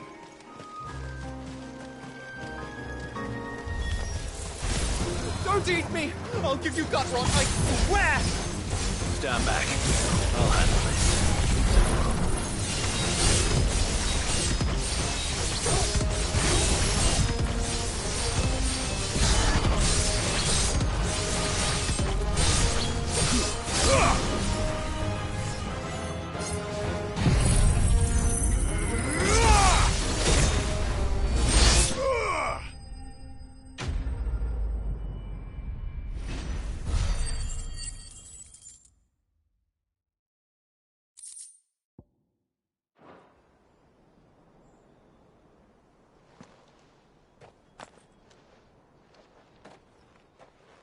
Are you all right? I'm more than all right. I'm saved! Oh, I could kiss you! Maybe you should introduce yourself first. Hervey! I knew it was you.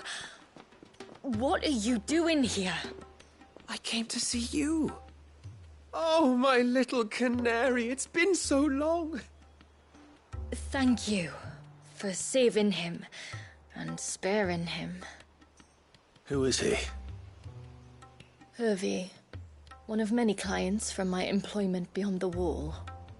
One of many clients? We spoke every night of our plans together. Whispered songs of love into each other's ears. And then you upped and vanished without so much as a word. I left you a note, didn't I? I told you I was sorry, but that we could never be together. That I could never abandon my family. And I told you not to look for me. How did you even find this place, anyway? The flame of your love was as a beacon in the night that guided me to you. Hervey.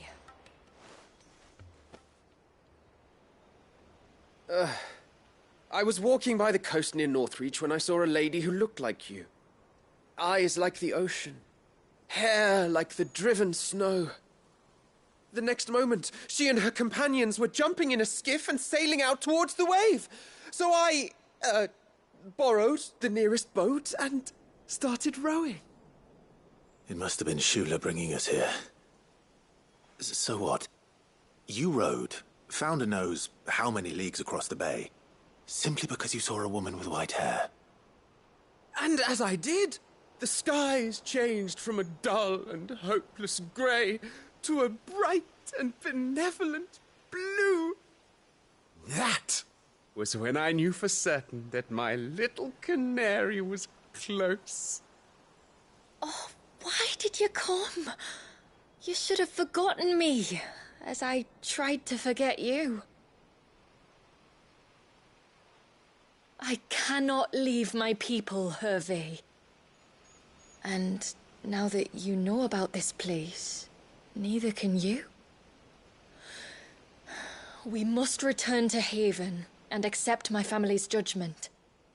I'm to meet your family.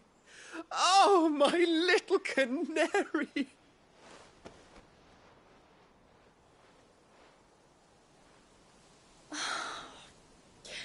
Please, come and see me later. You did as I asked, and you must be rewarded for it. But first, follow me, Hervey. To the end of the world and beyond.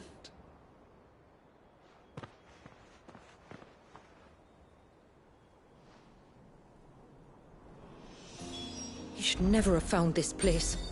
How could I be so careless? Don't blame yourself. I doubt anything could have kept that man away.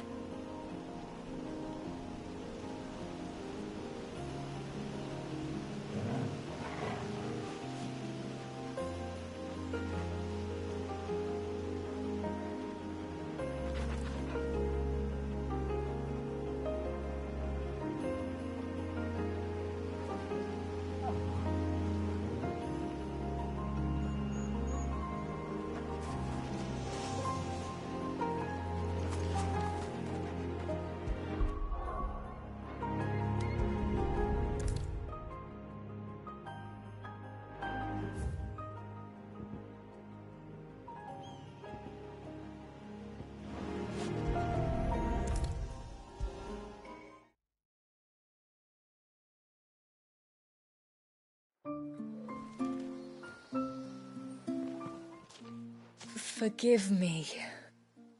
There's nothing to forgive. You two met at the Vale, I take it. When I worked there, yes. To earn the coin that my people need to survive. Though Mysidia is our sanctuary, there are certain necessities that it cannot provide. And for that reason, some of us seek employment beyond the wall. Yet few are the opportunities for followers of a strange faith in a strange land. And so you supported your family as best you could? I did. And I have never regretted it for a moment. I found a second family in the Vale, and in the Dame, a second mother. I also found Hervey. But our love could never be. I knew that if I revealed my secret to him, I would be putting my people in danger. But that if I did not, I would be living a lie, unable to return home. What will happen to him now? Since our people settled in Mysidia, uninvited visitors have been few and far between. But not unknown. Explorers, survivors of shipwrecks. None lasted long. I see. That was before my time, you understand. I've never had to make a decision like this before. Ymilla, know that I do not blame you for any of this. It was me who decided to make the trip to shore. Me who exposed our secret. This was my mistake, and I shall bear the responsibility. Thank you, tributary. I only beg you to remember that Hervey means us no ill will. He's just a fool. A fool who loves me. I will take that into consideration. But yours is not the only voice I must listen to. The whole family must be consulted, and it may take time for me to arrive at my decision. I hope you understand. Of course, tributary. However long it takes. Come what may, I thank you, my lord, for bringing us back together.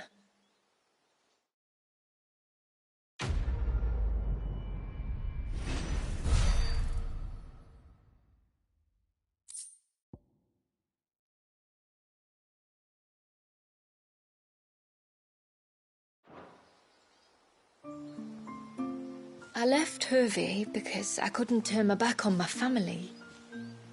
And now his life hangs in the balance.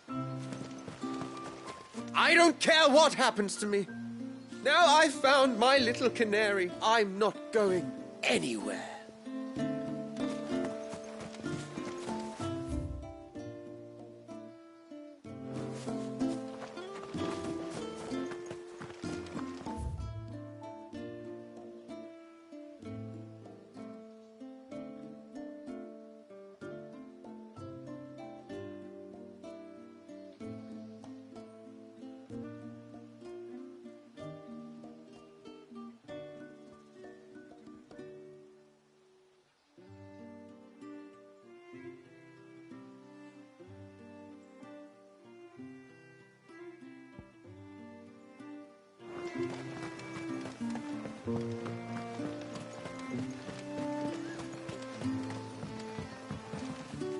When you've decided what you want, just let me know.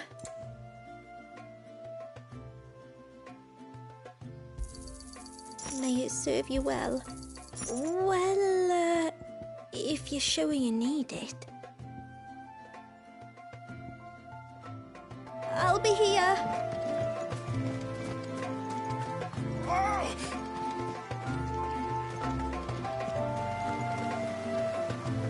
Bastard things.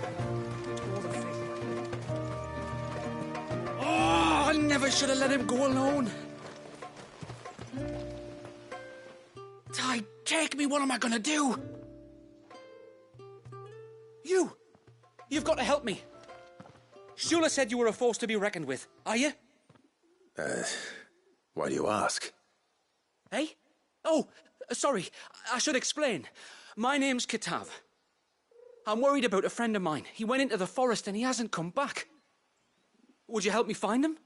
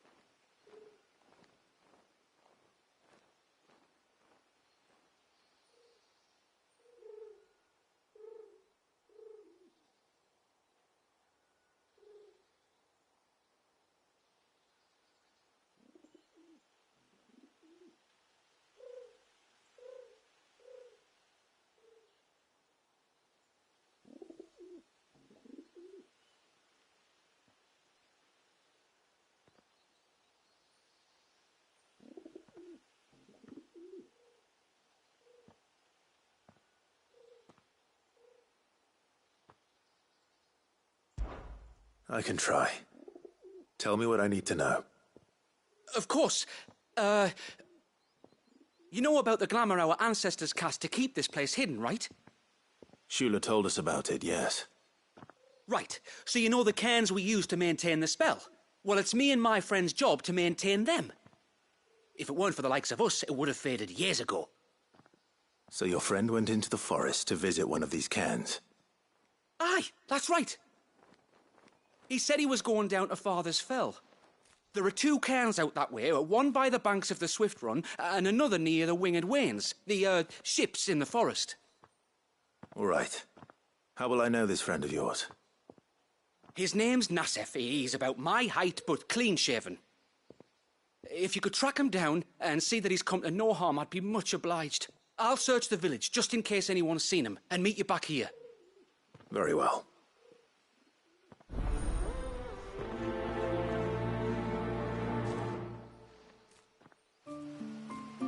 One came by the ships, another by the river. Better get moving.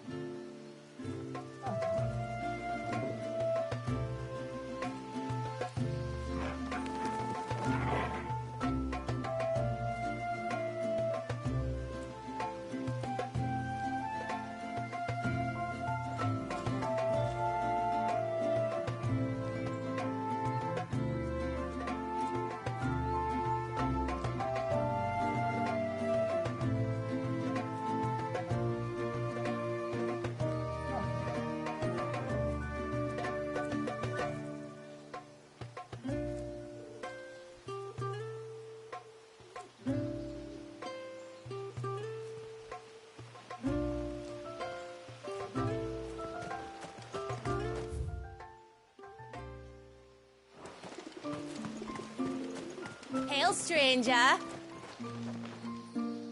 you a rider by any chance? I am. What gave me away? Oh, I can smell it on you.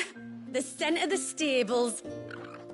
And not just any stables. Something tells me you've never been one to ride half-starved birds with chine-gall and wet beak. If I had a guess, I'd say your bird eats only the finest greens and has her feathers groomed twice a day with a curl hairbrush. Nothing but the best for my Ambrosia. Ambrosia, eh?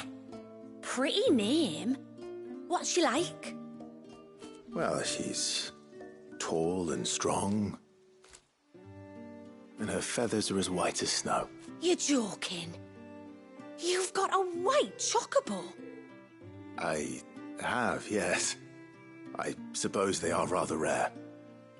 This I've got to see. Can you bring her here?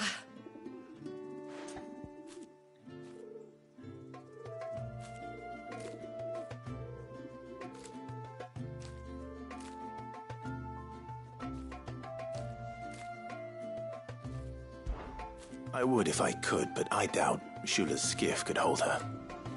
Me dad's got a boat. And he's ferried chocobos before.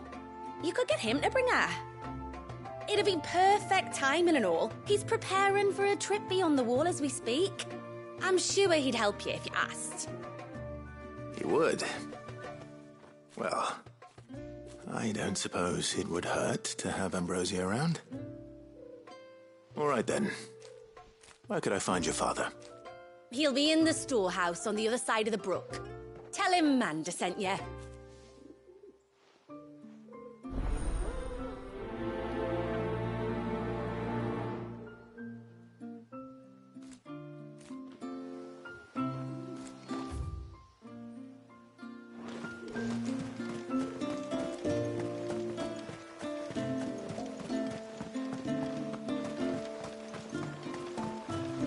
Bastard things.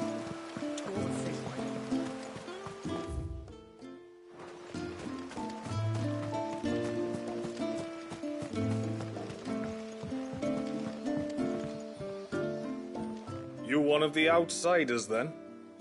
I am. Shula invited me. Are you Manda's father? I am. Got you running errands for her already, has she? She's asked to see my chocobo, but I'd need your help and your boat to bring her here. Or you could just say no. Honestly, that girl and her birds, she'll be growing feathers soon enough. Well, truth be told, I didn't take the idea seriously at first. But thinking about it, it would make it easier to get around if I had Ambrosia here. Can you help? Well, if you're sure that's what you want. The tributary says we're to treat you lot as we would each other. So, if you need me to ferry your bird over, then that's what I'll do. Still, they don't take the water easily. I'll need you to bring us a mimic gourd or two to keep her calm on the journey over. And where would I find one of those? Oh, don't ask me. It's been years since I last brought a chocobo across the bay, and I'm told the world's changed a fair bit since then. Where do you usually get your stable supplies from? Well, the man who made Ambrosia's tack lived in Martha's Rest, and if I remember correctly, he traded in chocobo feed too. So I suppose I'll go and ask him. I'll be sailing over to Northreach soon to pick up some supplies. While I do that, you collect your bird and your gourd, and then meet me by the shore. Just don't take too long, all right?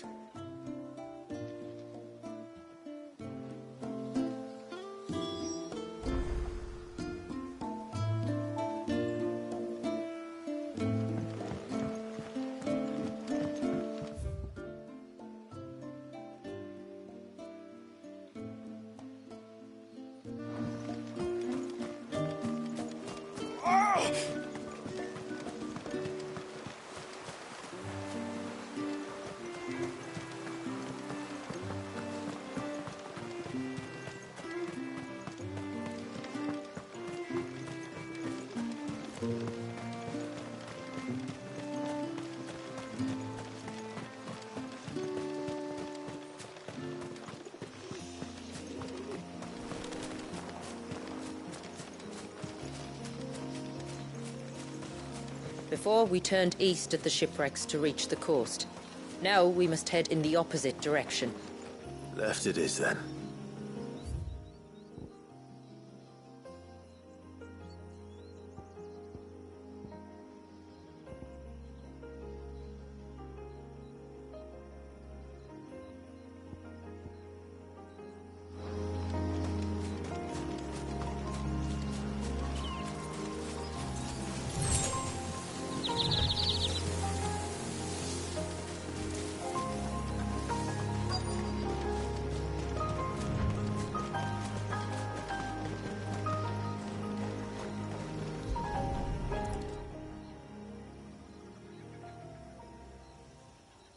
Well, here's the cairn.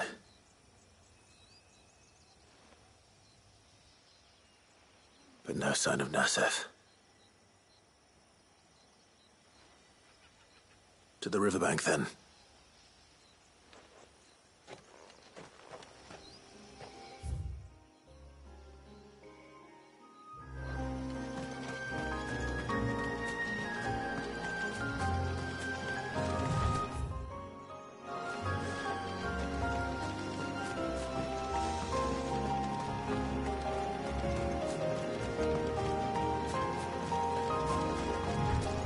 If there's one thing I know about beastmen, is that they love to hide in the dark.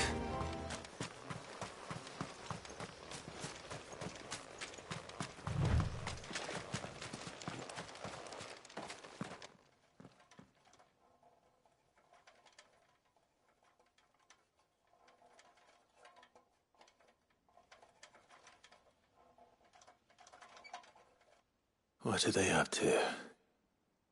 Some sort of ritual.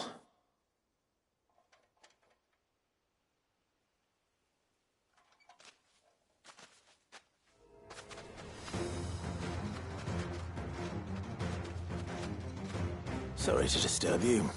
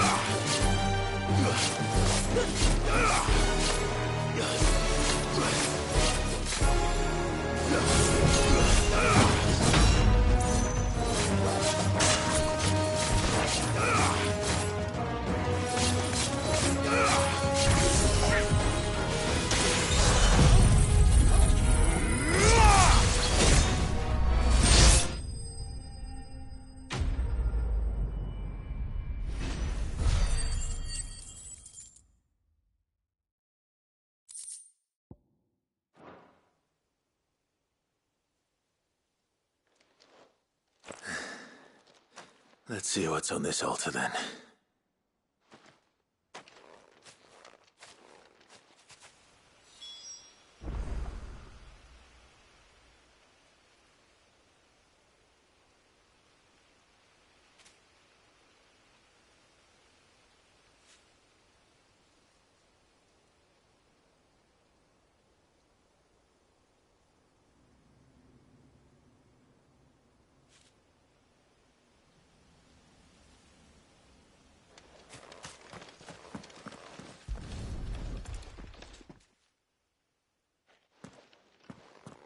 A silver chain.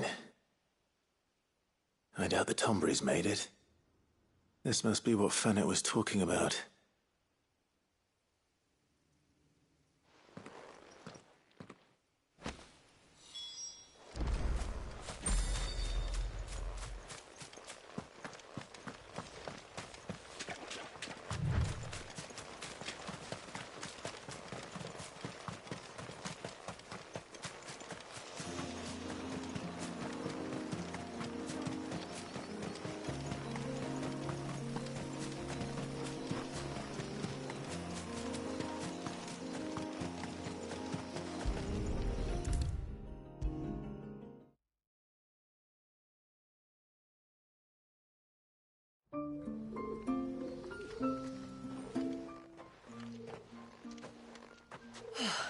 You're back.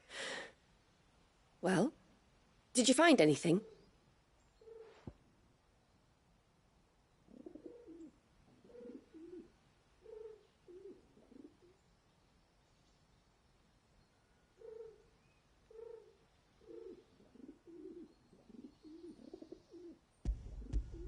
I did. This silver chain. I knew it. Well, I'm still none the wiser. Forgive me. This chain. It's a Gregorian Maternoster. Worn by men of the faith. What's it doing here? And why would the Tomburys be praying to it? To understand that, you need to understand what the Tomburys are. They feed on hatred and suffering. And some say that if you render them an offering, some token of grievance against your fellow man, they will put a curse upon him. So you think someone's put a Tombury curse on Talor? I can't say for sure. Truth be told, I always assumed it was an old wives' tale.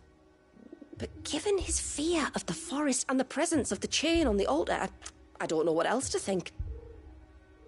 Does Talor have any enemies in the village? Anyone who would nurse such a grudge? No, I believe the one who left the chain at the altar was Talor himself. I beg your pardon? But there's more to the tale, you see. It's said that if you attempt to curse a soul that has returned to the sea already, your ire has nowhere to go but back to its source. You're saying he cursed himself? In trying to curse another, aye. When me father was younger, he was one of the few permitted to venture beyond the wall on trading expeditions. He told us that when he journeyed to Sanbreque, he'd wear that chain to disguise his true beliefs, lest Griega's faithful turn their cudgels on him. Did they ever catch him in his deception? Might that explain the ill will he bears someone? Not that he ever told me. Come now. Let's not waste time speculating about Talor's past. We need to focus on the present, and that means finding a way to break the curse. All right. If there's anything I can do to help, let me know. Thank you. I shall. Aye, and thanks for going to all this trouble. Here, it's not much, but I want you to have this. We call it an Adder Stone. It's a gatherer's charm. Reacts to certain rare minerals we use in crafting. Makes them ring out like a bell, stuff you'd have no chance of spotting otherwise. If you find anything, see that you bring it back to me. I can make you some decent gear with it. If you're interested, like. I am, thank you. And I'll be sure to pay you a visit. Until then, I wish your father a swift recovery.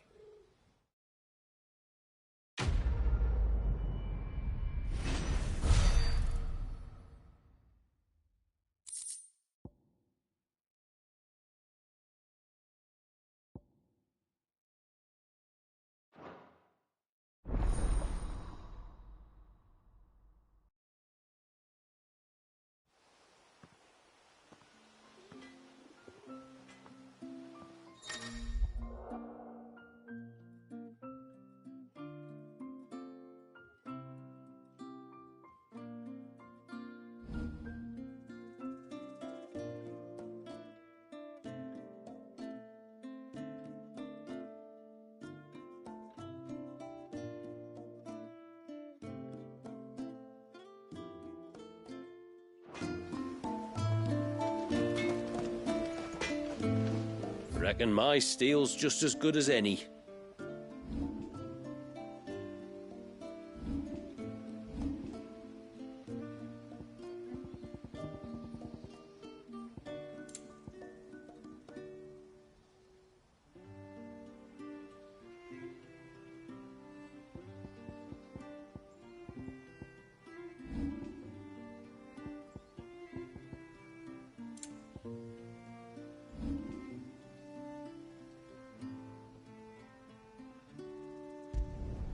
Better than you.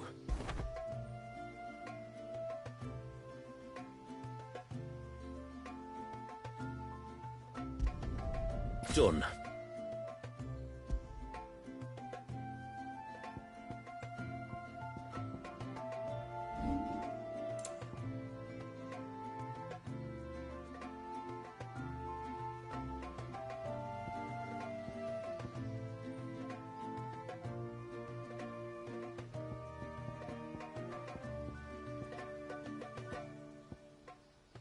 A good tide to you.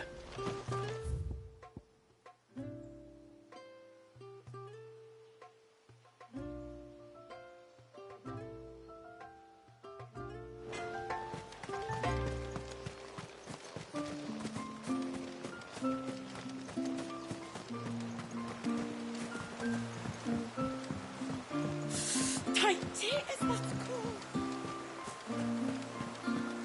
Bastard things. All the fish right over there.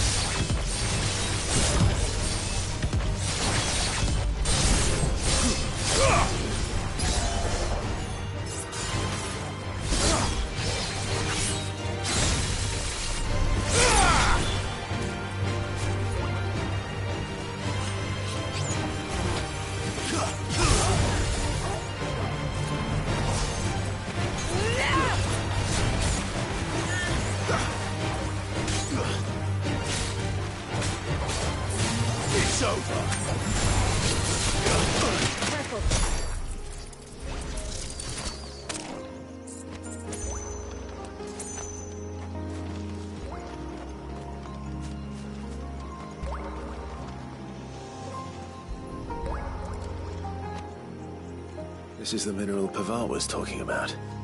The one that rings out like a bell.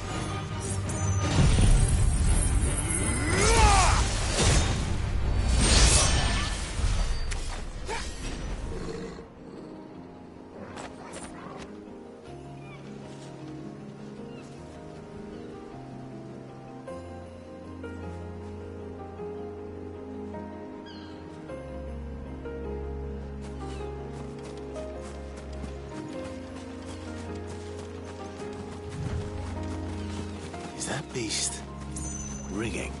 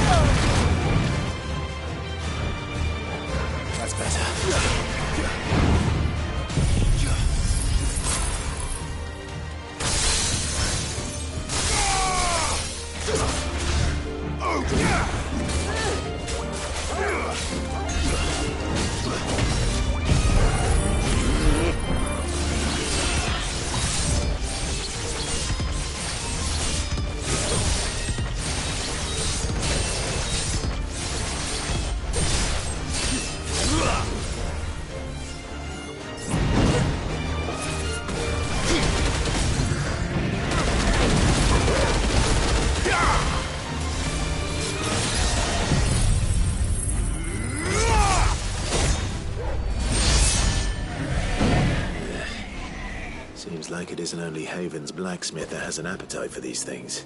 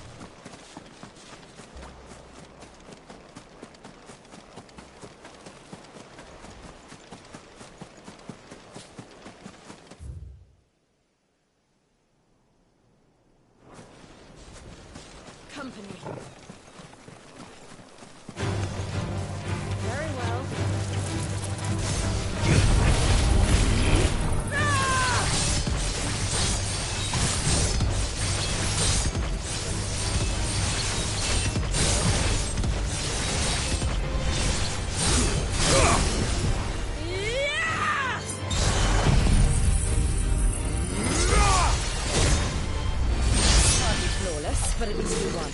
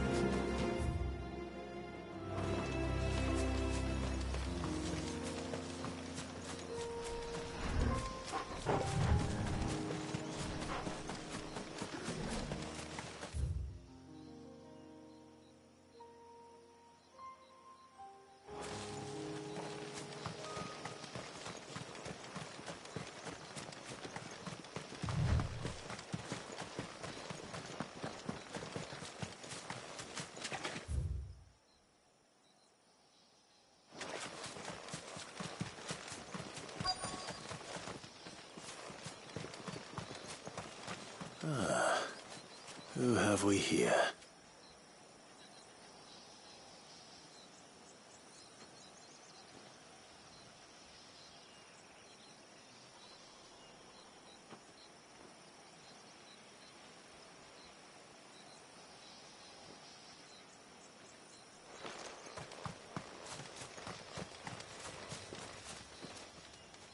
I'm looking for a man named Nasef.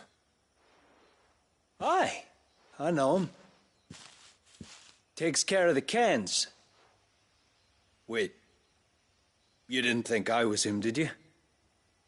Sorry, mate, I'm just out to gym myself a few ibexes. What do you want with the lad, anyway? His friend, Katav, asked me to look for him.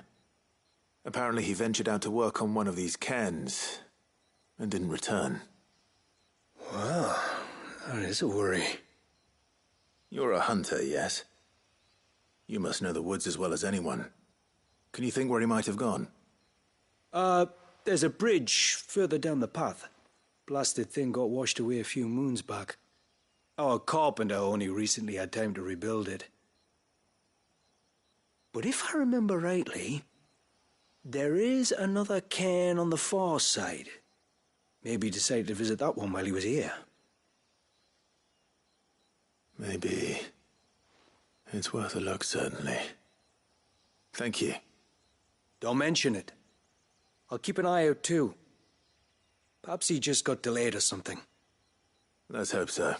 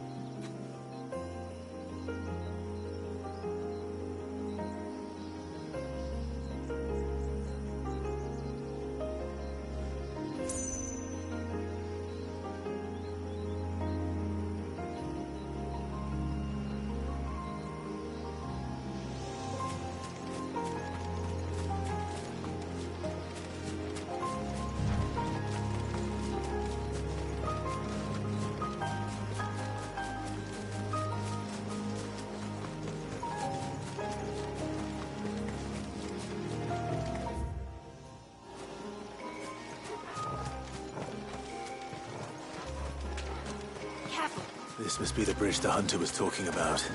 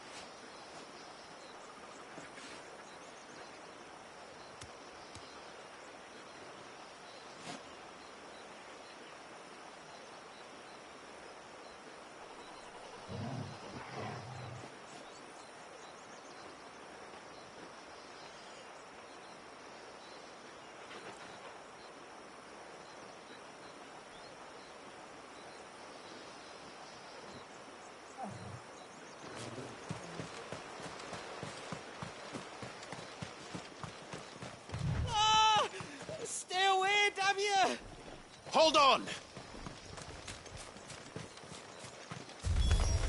No mistakes.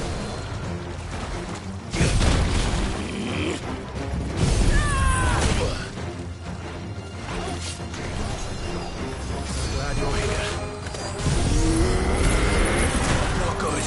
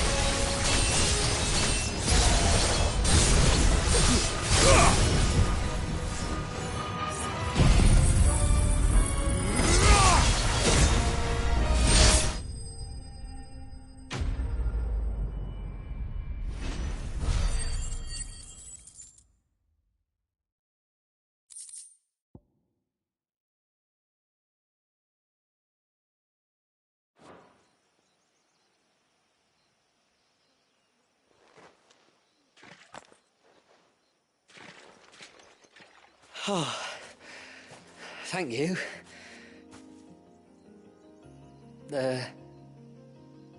I'm the tributary's guest. And you must be Nasef. I am? But how do you know that? Your friend Katav asked me to look for you when you didn't return. Ah, I'm sorry. I was so focused on attuning the cairn, I didn't see those creatures come until it was too late. How exactly do they work? Oh, there are crystals inside. They're what keeps the glamour going. Should the ether cease to flow through too many of them, our shroud would quickly unravel. It's my job to make sure that doesn't happen. And an important job it is. But you'll struggle to do it if you're dead. You need to take more care. Yeah, no arguments there. The truth is, me and Katav usually work together, watching each other's backs like. But when we heard outsiders were coming, we split up to get the job done faster so things would be perfect for your arrival. Stupid, I know. So you found him then? Not before the local fauna did. My arrival seemed to put them off their dinner. Mustn't have been hungry after all. Expect you'll be wanting someone to escort you back to the village then, Nasef. Woods are full of nasties today. When you're next in Haven, be sure to come and see us. You saved my life. It's only right I repay you. If you insist. Take care now.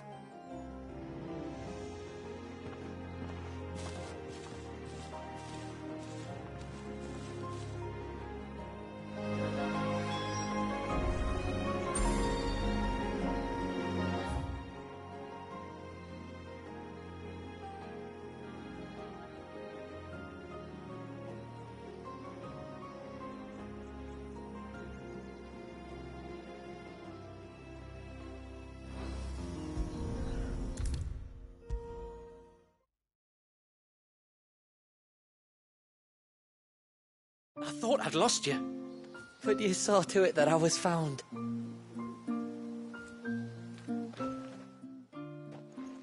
Thank you.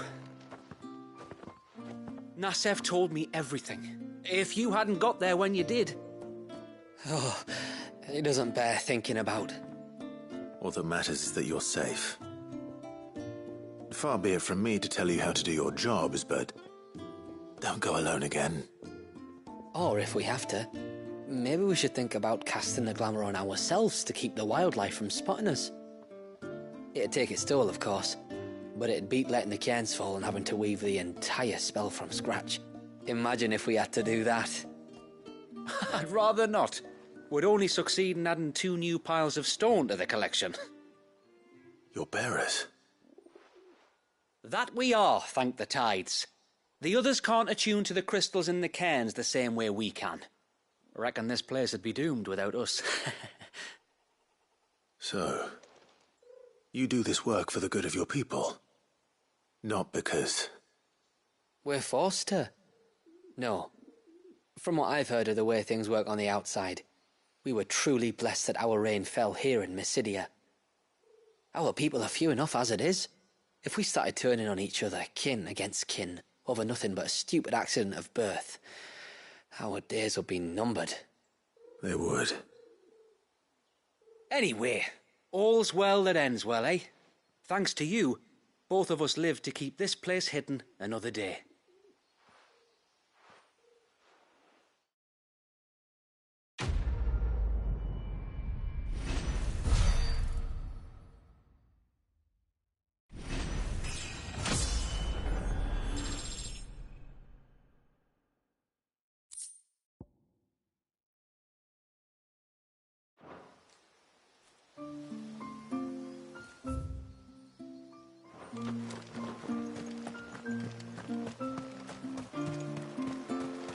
Bastard things. Like this, Nan? That's right.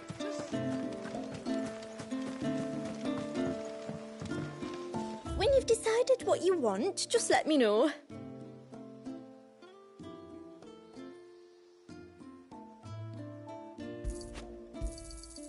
Well, if you're sure you need it. May it serve you well. I'll be here.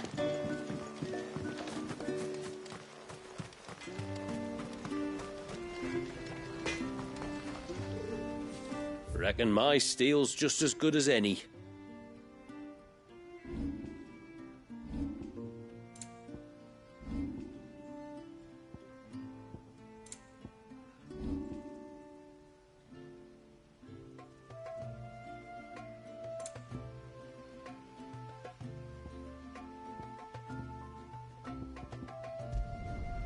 Flawless. There. I'd like to see another smith do better.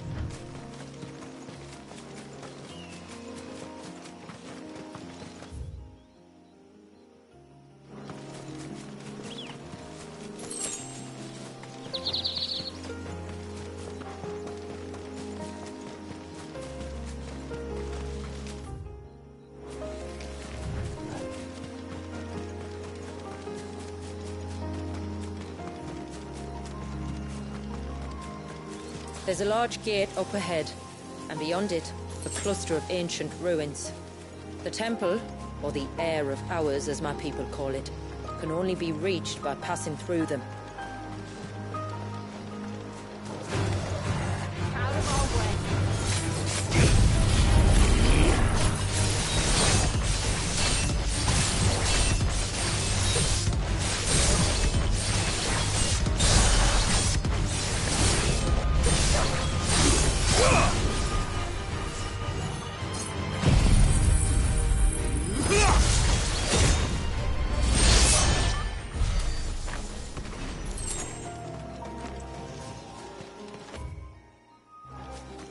forest is crawling with life, most of it hungry, which is why we make sure this gate stays shut. And why you carry that impressive-looking axe, I presume? Noticed her, have you?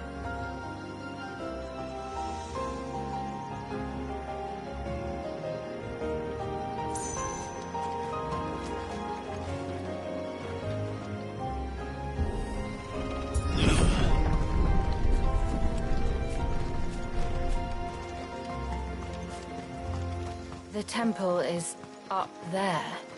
Don't worry. Those cliffs aren't the only way to the top.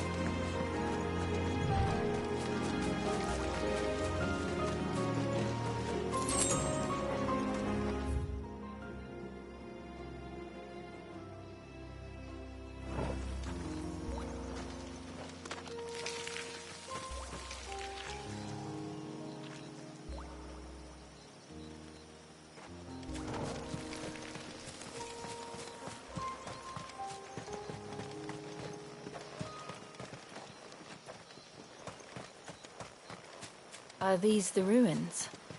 Yes. As far as we can tell, they're part of the same complex as the temple itself. To think of all the people who must once have lived here.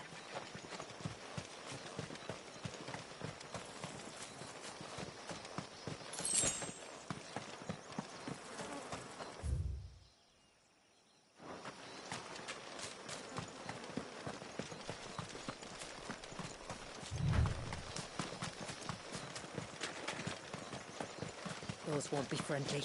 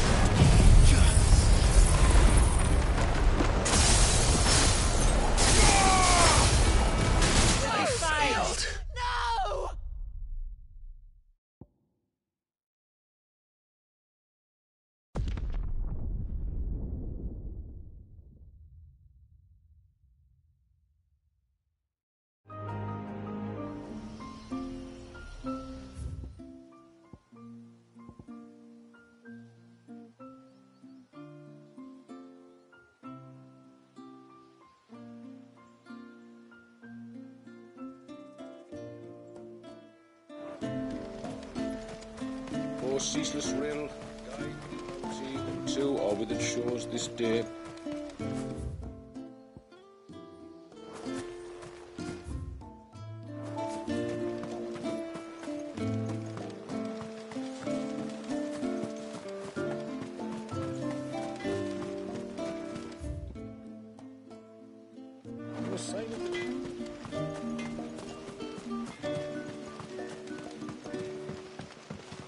This is all we have. Well, if you're sure you need it.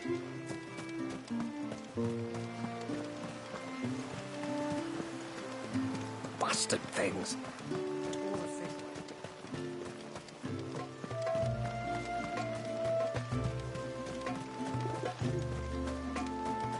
And once everyone left me in peace, I got the repairs done in no time. Did you tell the fishes?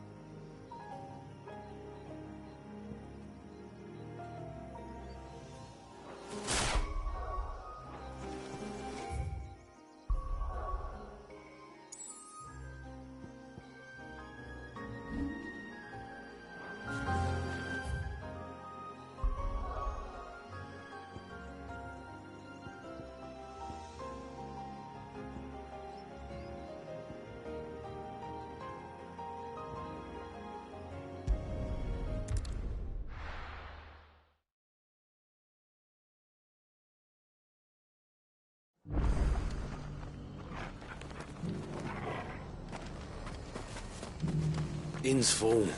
Don't bother. I remember you. You're the one who saved Whiteheart. How's the old girl doing? She's very well. Thank you. Oh, don't thank me. You're the one who saved her. Anyway, what brings you to the rest today? I was hoping to purchase a Mimit gourd. And I thought you might be able to tell me where I could find one. Oh, reckon I could do better than that. Just so happens, I've got a whole carload of the blasted things. Not a buyer in sight. Really? Aye, you'd be doing me a favor taking a few off my hands before they turn to mush. But just be on the lookout for wild birds, eh? Don't want them chasing after you like they did me. I will. And thank you. Oh, you're very welcome. Any friend of Whiteheart is a friend of mine. And in times like these, friends have got to stick together. We certainly do. Northreach, then. Wouldn't want to keep Anders' father waiting.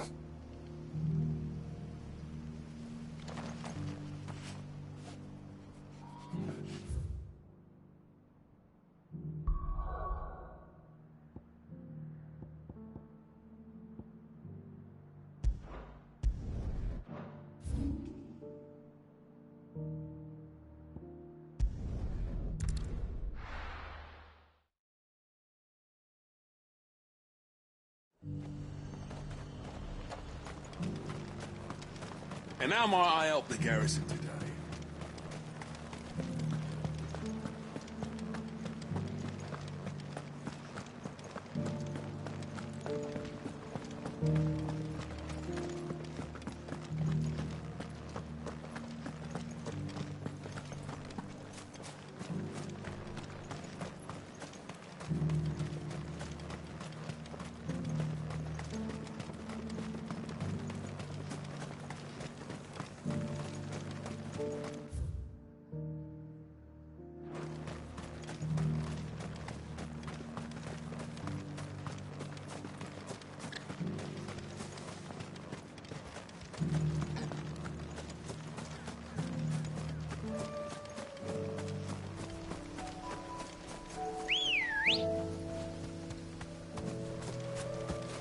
Good girl. Faster!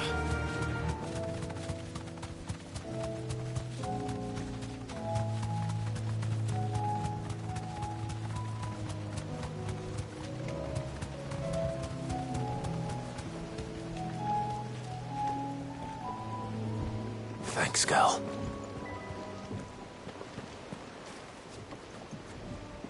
Ah, there you are. And this must be Ambrosia, was it? Oh, she's a real beauty, isn't she? I have the mimic or two. Here.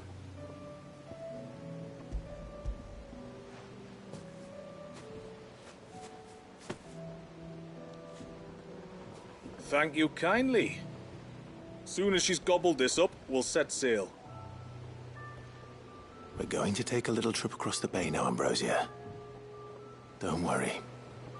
You'll be all right.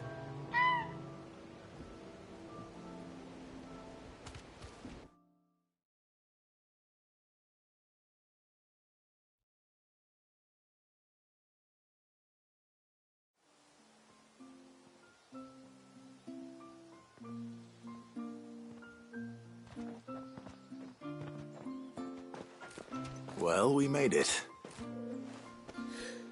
You didn't all? She is as white as snow. You're beautiful, aren't you, girl? Brave, too. She was calm as you like on the journey over. The mimic gourd will have played its part, of course, but passing through the walls enough to spook most birds even then. Not this one, though. Ambrosia's been through a lot. I doubt there's much that could unnerve her now. Not with a beloved master by her side. No. It's you who looks after me, isn't it, girl?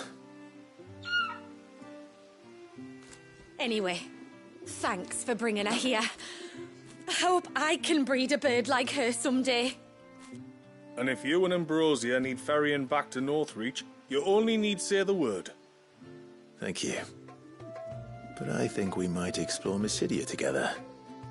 What do you say, Ambrosia?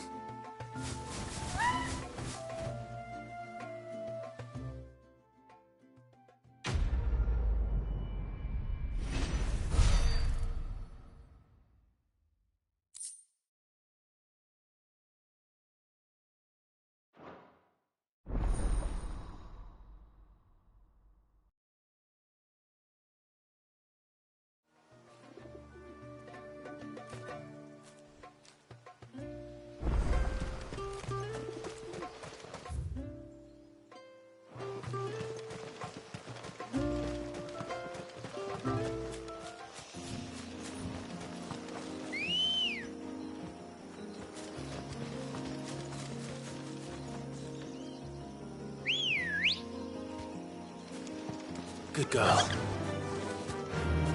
Faster!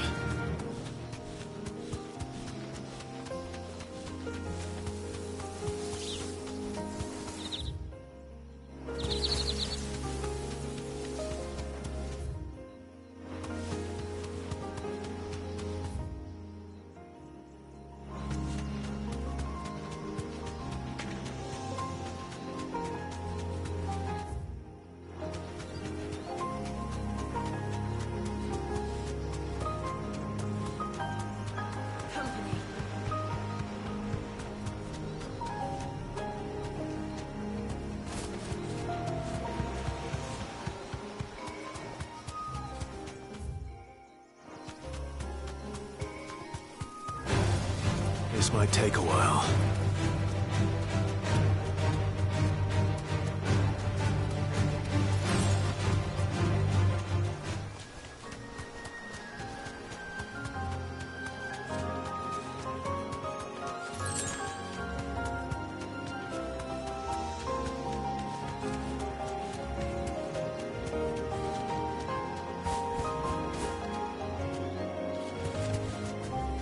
You deserve a rest.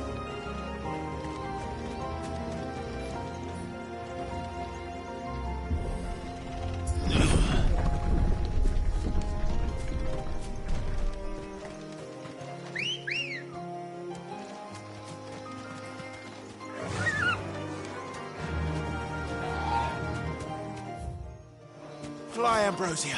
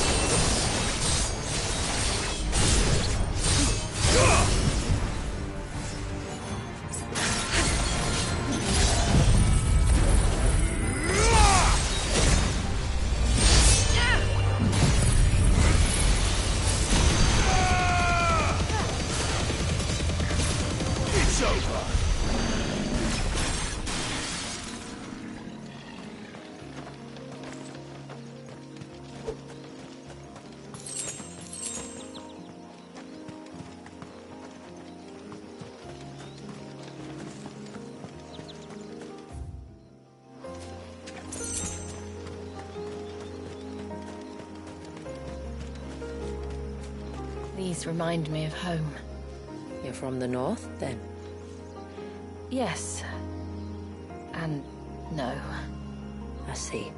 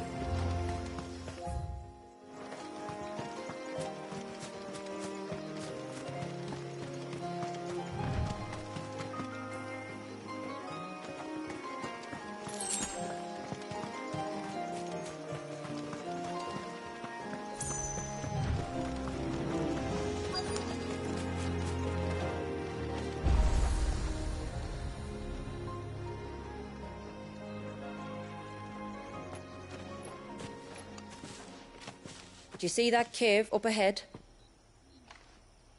Whoever lived here carved a flight of stairs into the stone within. A way to the top. And whatever it is that awaits us there.